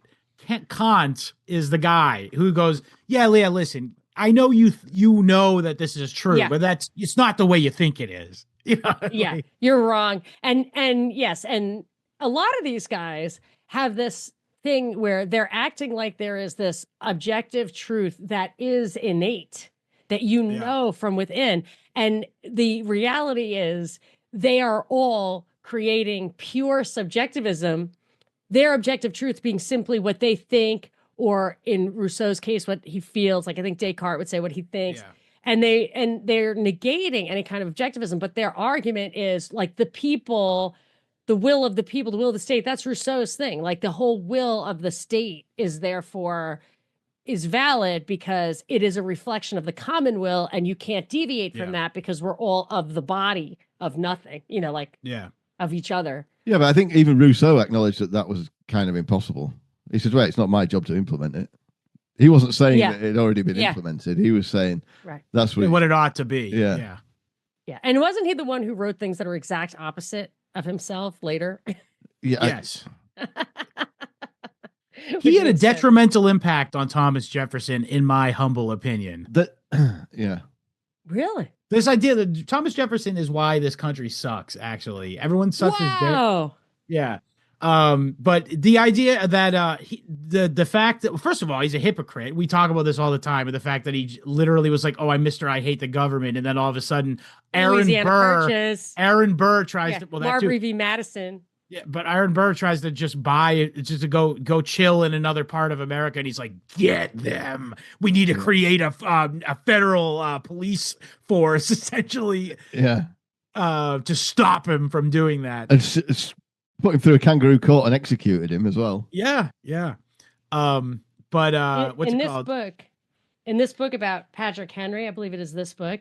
Patrick Henry seems based as hell, by the way. Yeah, it starts with saying Patrick Henry complaining that Thomas Jefferson was writing history to make himself the hero and to diminish Patrick Henry. And it really pissed him off, all the things he did to write, like Churchill, to write the history around himself. And that Patrick Henry was the based one. He lost, of course, so that's why nobody knows that. Yeah, John Adams and Patrick Henry were boys, and Thomas Jefferson was boys with like what's his name? What's his Jew? They're Alexander Hamilton. Yeah. Why do you make that? What? Because he's a banker. He was English, by the way. Also, well, he was born an English subject. That's why that's in the Constitution, that you had to be born there, just so Alexander Hamilton could not be president. Yeah. But he sucks. Why would you want him to be president? He's like, well, he was a banker. George Washington was in on that too. I don't know that George Washington exists. Okay, fair enough. But he was a land speculator, which in the day, land speculation was considered like usury. It was not. It was really not a respected thing to do. But yeah, no, I will say, so my point being is that, so Rousseau had a major impact on Jefferson. And so which is why, he had this idea that, basically he was dooming the country to be a slave country because of these Rousseauvian principles that, hey, listen, a lot of people want it, therefore it's good. Yeah. Which is so batshit. Like, first of all. Yeah, no, give me Locke every day of the week when it comes to that era. Yeah. But yeah, no, and this, you're right. Locke is the antidote to that thinking, by the way. And it's what's written in is Locke stuff. Yeah. But what's it called? The Rousseauvian idea there, but being like, it's almost like this, like, Hegelian thing. He sort of has this, like, the idea where, like, it's inevitable that the human, it's Marxian, I guess I'll even say. Yeah. It's like this idea that it's inevitable that the people's voice will ring out over and that's like, sorry, buddy, I got a lot of reasons why that's not true, first of all. I think it just had a really bad impact on, like, America could have been so much better without slavery, in my opinion. Is that crazy to say? Well, of course. Well, it would have gone away. They tried to get rid of it so many times. Like, didn't Henry Clay and they tried, and they just couldn't figure out a way to compensate people for their loss of property, I think was the sticking point. But it still would have gone away. And what's really awful about the whole thing is, England got rid of it and continued to profit from it by keeping it here. But that after it did go away, it was a problem. So now, for the power, still is a problem. But this is what I'm saying. No, they now use it to invalidate the Constitution and the Bill of Rights, which the whole point of getting rid of slavery is to avail yourself of those protections. Yeah. I mean, a conflict with that. Totally couldn't agree more. But what I'm saying is we're literally living in the consequences. Not a day goes Yes. by where I have to hear about the bitching Yes. about this Yeah. shit. And That's, it's like, and they said that back then. They said Yeah. this will be the unwinding of you. But William, what do you? What's your what bitching do you hear in England? Because it can't be that, right? Well, it's not that. Yeah. I don't really know because You in don't fact, listen it to was it. that You that live under made a me, rock. yeah, it made me stop watching TV altogether. I stopped watching most. All I used to watch was international cricket, and I used to Even wa- that is now watch too political for you. watch. Yeah, I used to watch Yeah. stolen streams On Indian of websites. that on Indian websites. Nice. Yeah. And Nice. but they when that whole BLM thing was kicking off, they all went along with that in the commentary and the teams and all that, and I'm like, okay, this is ridiculous, and so I'm not watching it anymore. Yeah. Well, you I- guys have the POIC or whatever, right? I can't remember what they call it. It's like the BAME, person BAME. BAME, color- yes. a colored. Black, Asian, Middle Eastern, Minority ethnic. minority. I have ethnic, a, I have that's a right. friend, a podcasting friend in Birmingham, who's West Indian, and he has his passport is stamped with like West. I'm a minority. With That's what he BAME, said. right? Wow. Something like that. Yeah, he said it's on the thing. And I'm like, yeah, how could that possibly go wrong? Yeah. How are we not like their heads are not disappearing up their own assholes at that point? Yeah. Well, I've observed before that the actual, I mean, the black immigration to the UK.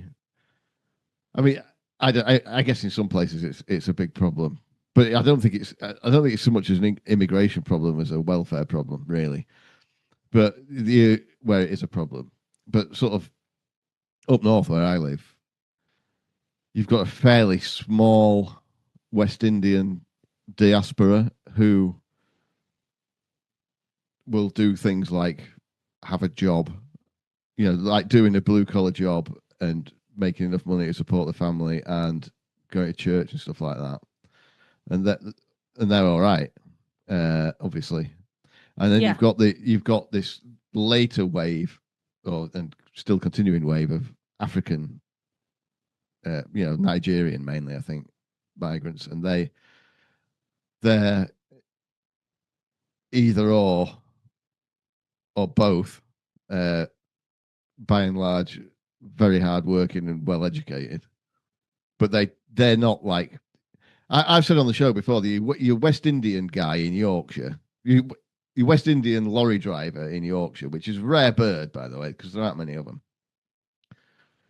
will remind me more of the white blue collar guys of my youth than any of the white blue collar guys do now. They're less sort of. I observed that too. Yeah, they're less losery and sort of pathetic, and like my dad. Like it was. Yeah, probably, yeah. And pornography.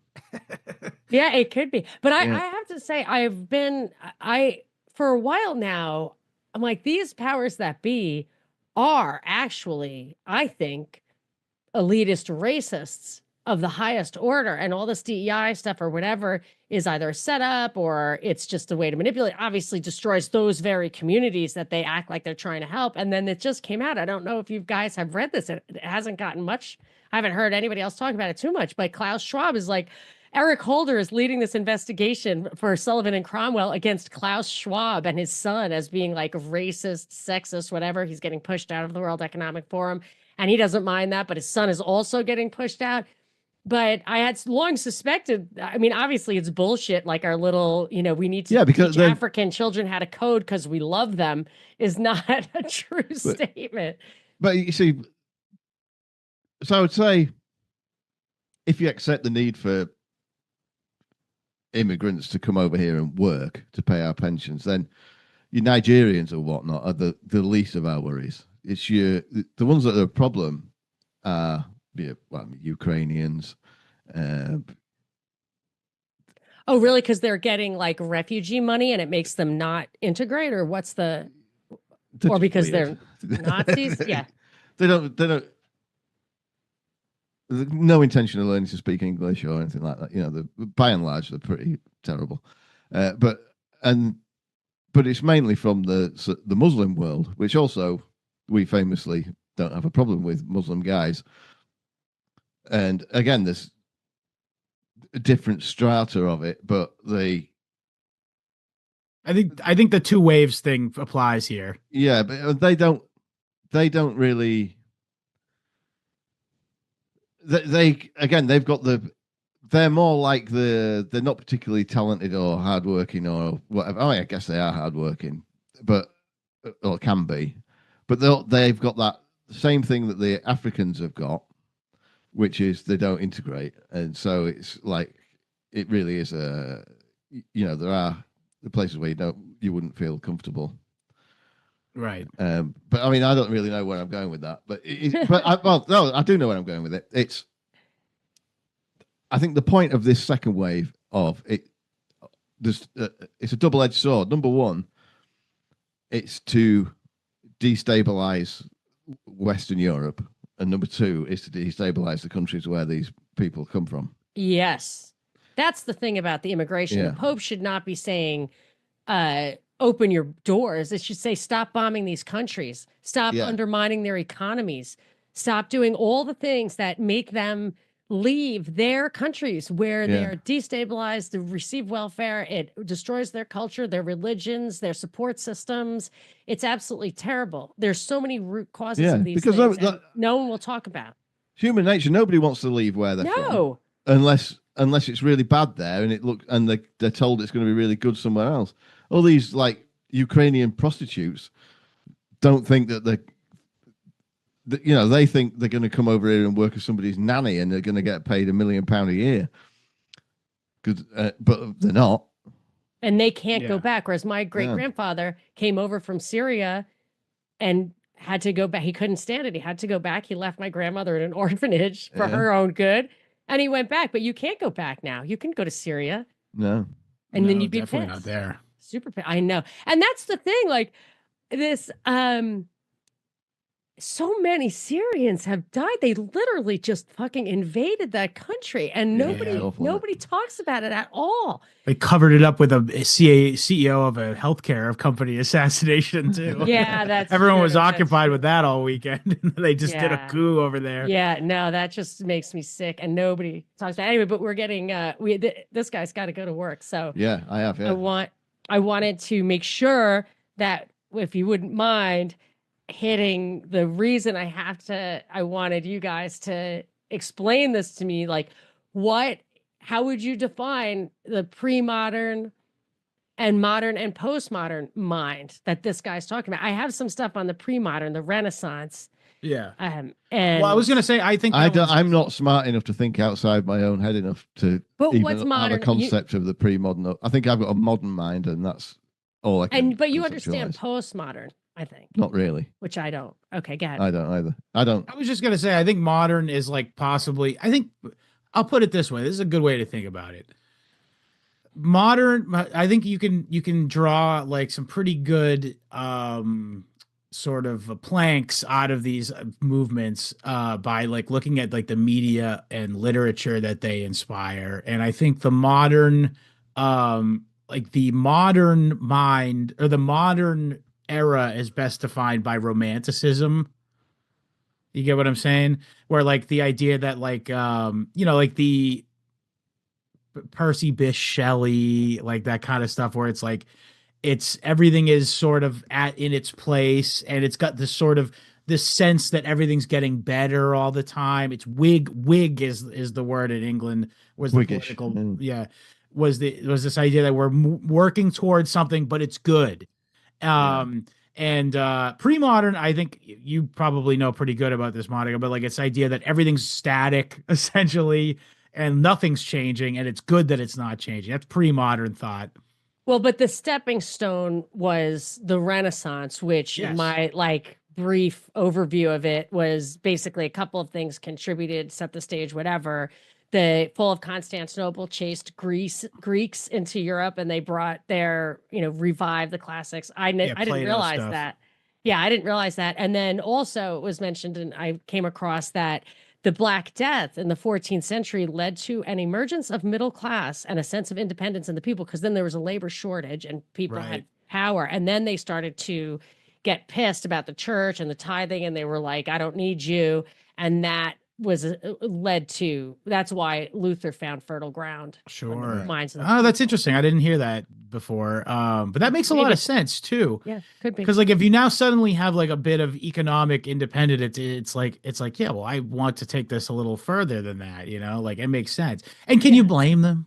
That's what Bismarck said to the Kaiser. That's how we got the welfare state. Bismarck said to the Kaiser said that I'm losing the love of the people. And Bismarck said, well, they're making too much money, like take their money and give it back to them later, and they'll love you in their dependence on you. And that's how you get Social Security and stuff. I mean, this is just reaching from my own synthesis of Sure. I didn't even hear. I've never heard that story before. That's interesting. Yeah. The NHS, classic example. Yeah. Bismarck. What I was going to say though is, but yeah, so the modern, in my opinion, is like this idea that like everything's progressing and it's good. And we have these sort of like cultural signposts that we can look to in order to guide us. Segregation and women's lib and stuff. Would those be guideposts, cultural guideposts? Or well, I would say that was, I guess that is part of modern, yeah, I guess. But I was saying more like the idea that like you know, there's like these symbols that like embody what am I trying to get at here? I'm trying to say like the idea that like romanticism, like, you know, the idea that like the king, and then like, you know, you got like our culture is good, and anything done within that, within the bounds of that is good. Right. You know what I mean? And in America, that it a lot of times found itself to be like Protestant, you know, Protestant Puritanism, economic progress is good, and we should work on that more. Yeah, line go up. Yeah, and then but postmodernism is like basically they realize that's bullshit in general. And you know, I don't agree with all the conclusions that they draw, but basically the postmodernism is this idea like, okay, now it's time to like parse these ideas and sort of figure out how things that we weren't paying attention to before in our hubris to progress, what some of the unseen forces that are going on. Here is another book by, is this Guido Cabrata too? Yeah. What, you know this one? I had it. Somebody sent me a PDF I probably to it. Sent it to you. The Ideology of Tyranny, Bataille, Foucault, and the Postmodern Corruption of Political Dissent. So I'll have to read that. But well, yeah, I'll have to check that out too. I had somebody send me the PDF, but it's like I don't see how you could. I don't like Foucault. He's a pedophile, literally a pedophile. As a guy, I don't like him, but I would really like to see someone read his work and be like, this guy's full of shit, because all he's doing is calling balls and strikes, basically, as far as like how society has worked. He doesn't even prescribe anything in his books, to my knowledge. I don't know why when I read that, I got the impression that maybe, and I know William has also observed this, is it used to be in the 80s and 90s and whatever, until I think George Bush, it used to be that they tried to get us to agree in the middle in this liberal fascist center. Yeah. And then I think after the hanging Chad or whatever, after they realized how powerful it was to say like, not my president, that the conflict was so much easier to deal with, to just have people just really take to an art, hating the other side as the way to win. Yeah, they sow conflict instead, and I felt like that's postmodern. That is postmodern. Or it's a weaponization of postmodern analysis. Yes. I Yes. guess. But yeah, that's bathwater thing for sure. Thank you to Johnny Vedmore here, but like we see who the people who picked that system out was. Like it's literally that, like those Epstein funded dinners where they're having dinner and going, all right, this is what we're gonna do. We're gonna get people into camps and they're gonna hate each other. And then every time their team gets a win, they'll be happy. And every time their team loses, they're mad. And does he have the documents?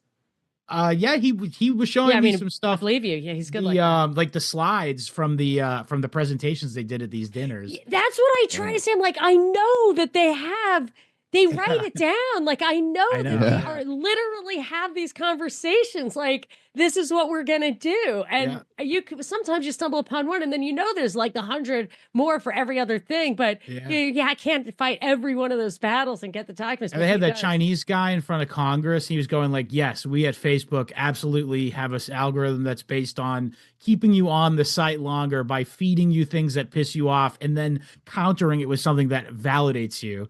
So it just goes back and forth. It keeps Right. you on the site longer. And this is the thing he didn't say, but I would say is that it calcifies your opinion. Yes. It makes Well, if you less flexible on your opinion. Yeah, that's one thing I read in that Quartz article about the NSA creating Google, that what they wanted to do is really that your searches give them way more information about you than your Facebook, that stuff that you put out. It's like a critic, and that eventually they would use that information to create your own community of not real people called birds of a feather. And they could then kind of whatever, I think the expression in a different article was enhanced dystopian subcultures. Sure. And or dysfunctional subcultures. Right. Yes. And then they can, so it's I'm looking at you, furries. Yeah. Yeah. So it is, all of that is documented. And yeah, they do it.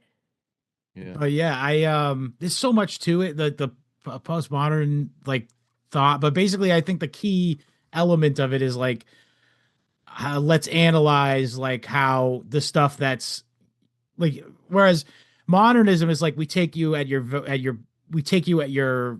word essentially. And postmodernism is like, okay, let's look at your intentions, I guess. And maybe you don't even know what maybe you don't know what they are. Yes, exactly. Yes. Yeah. Or what's going on really, essentially. Yeah. Psychology and sociology weaponized. Yeah. And more. Yeah. Yeah. Quickly, before we go, was it the last chapter, Freud? This is the last chapter is Freud. Dewey. Yes. No. Are you using? I didn't know. I really the liked first this guy. Because the real last chapter was Dewey. Oh, there's a second we have edition. the first. We have Yeah. the first edition. Yeah. Cool. So, as I got to the obviously, I was by the time I got to Freud, I thought, oh, I'm definitely good. Well, Marx, and it was Marx, then Freud, then he does a pretty good analysis of why Marxism is dumb. In the book. And Freud, 30 pages maybe, but it's basically, it absolutely validated my opinion, which was what? This guy just made this shit up. Yeah. Well, I have to say this, William, this is while you were still on the weekly show, but the one weekend you were on vacation last year, Patrick, one of his first appearances, we did an episode about a book called Concealing the Truth or something. And great book, by the way.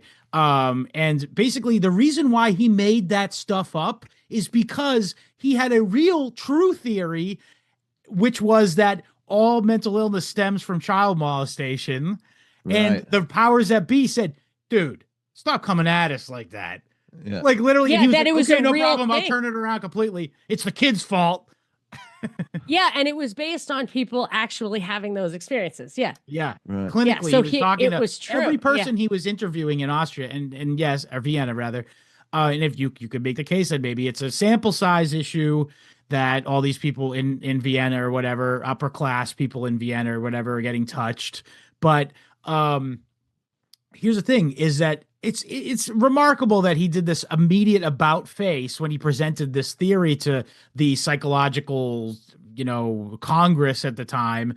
And then after he said, no, it's actually the kid's fault for misinterpreting sexual for desiring about your child. Yes. For your parents. When I first heard about penis envy, I didn't know what a penis looked like. Right. Yeah. So I was like, I don't know what that means. But it's not a sample size problem. It's a self-selection problem. The only people who went to see him were people who were fucked up, and that's how you fuck people up. Well, that's the thing. I think the initial theory of the vast majority.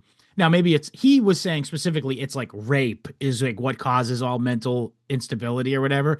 But I would make the case that if you look at like what today's popular mental issues are, they're all like Yeah. molestation and or molestation adjacent traumas that could happen to a young person, and then that carries into their adulthood. So I it's actually actually despicable that despicable that he like was like, oh yeah, I just want to have a career he and I covered don't it care up. Yeah, and about you the could truth at all. that theory explains why he rigidly policed that his own Yes, theories yes, when they came out. The what's happening now, in my observation, is the what children are seeing on the screens. It's very, very hard to screen it out. Like it's getting a little easier, but when my kids were young, you couldn't.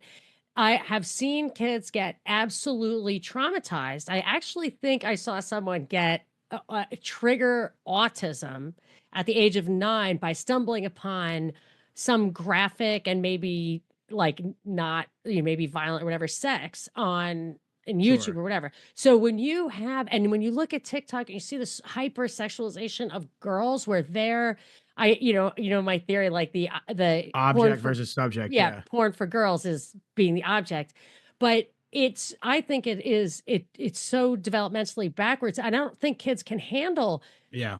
it looks like violence, and I think that is like molestation. I think there's a lot of touching going on still too. That's the other thing, and that was a big part of that book too. I remember the title. It's Suppression of the Truth is the title of the book. Wow. Um, but I think here's my thing is like it's just one of the key things he's talking about in the book is like the reason why Freud backed away from that was because he didn't realize just how prevalent touching was at the Right. time. And I think the author and I agree on this is that like it's still No way. way more Yeah. prevalent than we want to talk about. And it's just so harmful to as normal people who haven't A been touched or B touch. It's so psychically damaging to go yeah, that's so prevalent. Oh my God. It's such a massive epidemic that's going on consistently, centuries long, and nobody's addressing it at all. It's been literally, it's monetized. It's literally the government makes money off of it. The What do you CIA mean? sells child porn and Yeah. snuff films and stuff. And one of the biggest And children. And children. yes. You know And- that yeah. there was the last time they put sanctions on Russia was because Russia banned Russian orphans from being exported. Yeah. Wow. Yeah. A big thing What that assholes. I think people don't understand about that is it's not just neurosis, it's an inability, just like porn does it and the TikTok and everything. It creates an inability to have a normal relationship. It undermines family going forward. But in your own family, like when it happens in your family, which is where a lot of times it happens, then there's a secret and a weirdness. But then in the future, it's very You hard won't have for a real family. Yeah. people. You can't do that. Like, so you see the wire fuzzy monkey thing where like a wire monkey, their babies can't make babies, but a fuzzy, a fake fuzzy monkey with a bottle sticking out of it, that their babies can make babies. If you're not, you don't have the right. You don't know that one? It's I haven't heard of that one. That's insane. there's a bunch of, so they have 4 rooms, they have 4 babies monkeys, and they have a wire monkey, they have a fur covered wire monkey with the bottle sticking out. The third one is a fur one on a swing, and then they have a real monkey. And the wire monkey, those babies, when they try to have babies, they throw them against the wall, they fucking eat their brains and stuff. The furry one, they can function, but they cannot be good parents. The one on the string, the furry monkey on the string, is almost exactly the same as the real monkey. Like those kids are just like, this is great. That's all I needed, was to just like feel movement and hugging. But if you don't have a normal, like nurturing childhood, you cannot be a good parent. And that's, I'm sure, it's very clear when like people who are molested molest their kids. Yeah. But there's more to it than that. And it is undermining. And I'm sure it leads to sexual deviance. Well, Things that are obvious. it's exacerbated by the fact that they don't have to molest their kids. They can just go online on Discord and go, "Hey, kid, like I was just like you 7 years Oh, ago when I was confused about my yeah, sexuality. my Here, kids look have at this been weird stuff. tricked to meet people. Not they haven't gone through with it, but I've had my kids say this person, her mother died and she's like on a bus and she needs she wants me to meet her and buy her a cup of coffee. I'm like, that's a 40-year-old guy. Like, no, no, no, no, no. And they're like, but I don't want to ghost her because she's really like, what the fuck? So they get lured as well Yeah. as just exposed online. They get lured into real life Yeah. situations as well. Yeah. Gosh, where did this happen? Where did this come from? We talk about Postmodernism. Freud. It's inevitable. Yeah. Right, Freud. Yeah, because if it was true, like all of your anxiety and everything does not come from sex. A lot of it would come from food Yeah. and like fear. Like Yeah, my it's- dog He's is just- I mean, neurotic dude, because I he don't was want to a sound stray. anti-Semitic, but like, bro, leave your mommy issues like with yourself. Like, dude, not everybody is a like neurotic Jewish cokehead. Like, I'm sorry, you can't just make up this insane perverted worldview and be like, yeah, that's everybody. The other really Everyone's horrible the thing difference about between sorry. Freud is that because he was so popular, everybody's not. If you're just like distracted by all the pornography you watch and kind of generally a Kaczynski and stressed out person on antidepressants, you go, oh well, yeah, I've got ADHD. I can't pay attention to anything. No, you haven't. You're living a fucked up life, and it's just or like everybody's autistic. But I get I people think it's say the I'm food. autistic, and it's I think like, it's the food doing that. Well, everybody. yeah. It's crazy, but like, I mean, I know there are autistic kids about, and you can tell them by the way they walk. But On their toes. yeah, and but like just especially boys get labeled with it, and it's just because they've got masculine characteristics. They're good Yeah. at maths or something, or Yeah, and they're blunt. yeah. Yeah. I'm from Yorkshire. Yeah. There you go. Speaking So- specifically at ADHD, that is just you're a boy in school. That's Yeah. what it is. Oh, that's I fucking have outrageous. poster Yeah. boy for ADHD as a kid. Yeah, and that's artificial. But I was one of just the first patients who got Adderall. my husband got Ritalin when he was. I mean, Yeah. we're a lot older than you. So the cow, and I think it's because his mom worked, and she It couldn't could like. be. She You're had right. to just leave him in school, and he had to be good in school. And then I just then hated school. he went to a school for like remedial kids. He went to school with Downs kids, and this is a guy I met in graduate school. But anyway, so they definitely just don't like kids who need to run around. But I wanted to make a point about Freud saying why people loved him. I think is the timing was right. It was World War I or whatever, and In people between wanted the to two. break out, just like the Renaissance thing and the plague or Yeah. whatever. And by telling them, like I think maybe Calvin or whatever saying, or some of the past guys discussed in our book here, that if you just there's no choice, you can only be what you are, and you shouldn't feel bad about it. When Freud tells you can only be like a neurotic pervert, like just don't even worry about it because Yeah. that's human nature. Guess I'm a neurotic pervert. Yeah, let's get it on. Yeah. Yeah. Let's get a bag of cocaine and have a party. Yeah. Yeah, and that's the thing to do. Like that's it justifies it. And look, everybody's gonna, get a pack of cocaine and have a party once in a while, but you need to know it's not good. Yeah, as long as there's not jelly and ice cream at the party as well. Well, just go to waste. Very happy to not get that. Very, very happy that I don't know what you're talking about.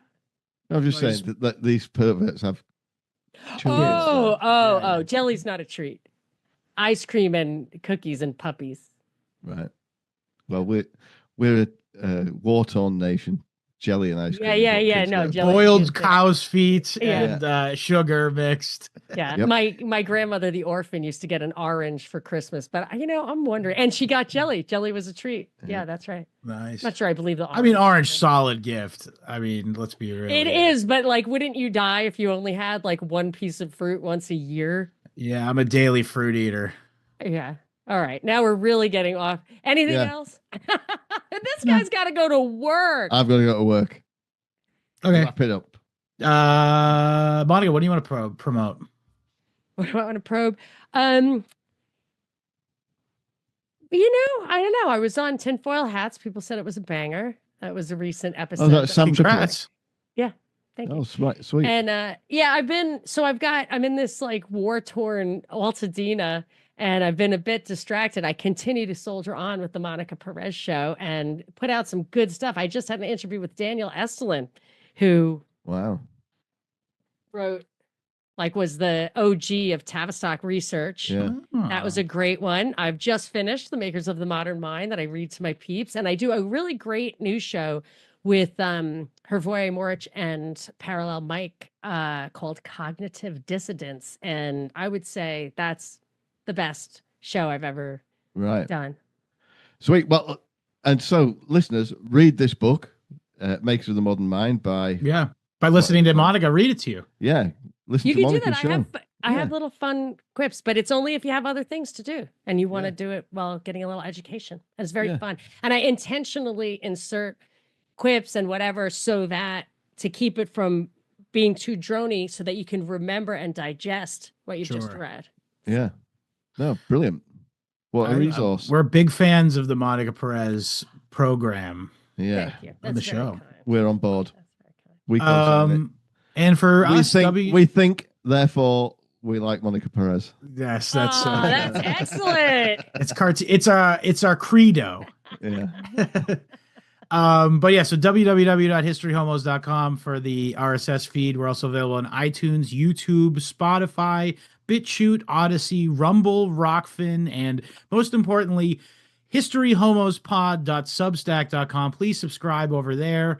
If you like the show, it's 100% more show.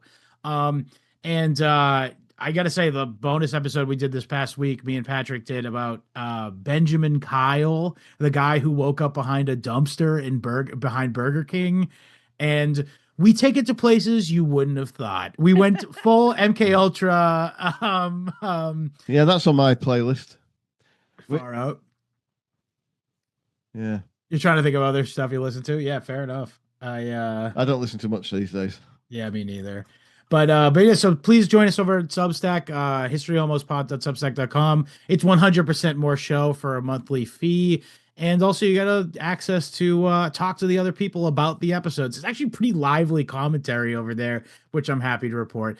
But yeah, so that's the best way to support the show. Also, you can follow us across social media at History Homos Pod. And you can join us in our Telegram group at time of recording. Still the friendliest place on the internet. T.me/historyhomos is the channel. T.me/historyhomos chat is the chat. And you can email me with any questions, comments, or concerns. Or if you'd like to purchase a t-shirt, which I'm wearing the fat guy version of right now. Email me at historyhomos@gmail.com. Thank you for listening. Die with dignity. William, what do you want to say as your sign off? God save the Queen.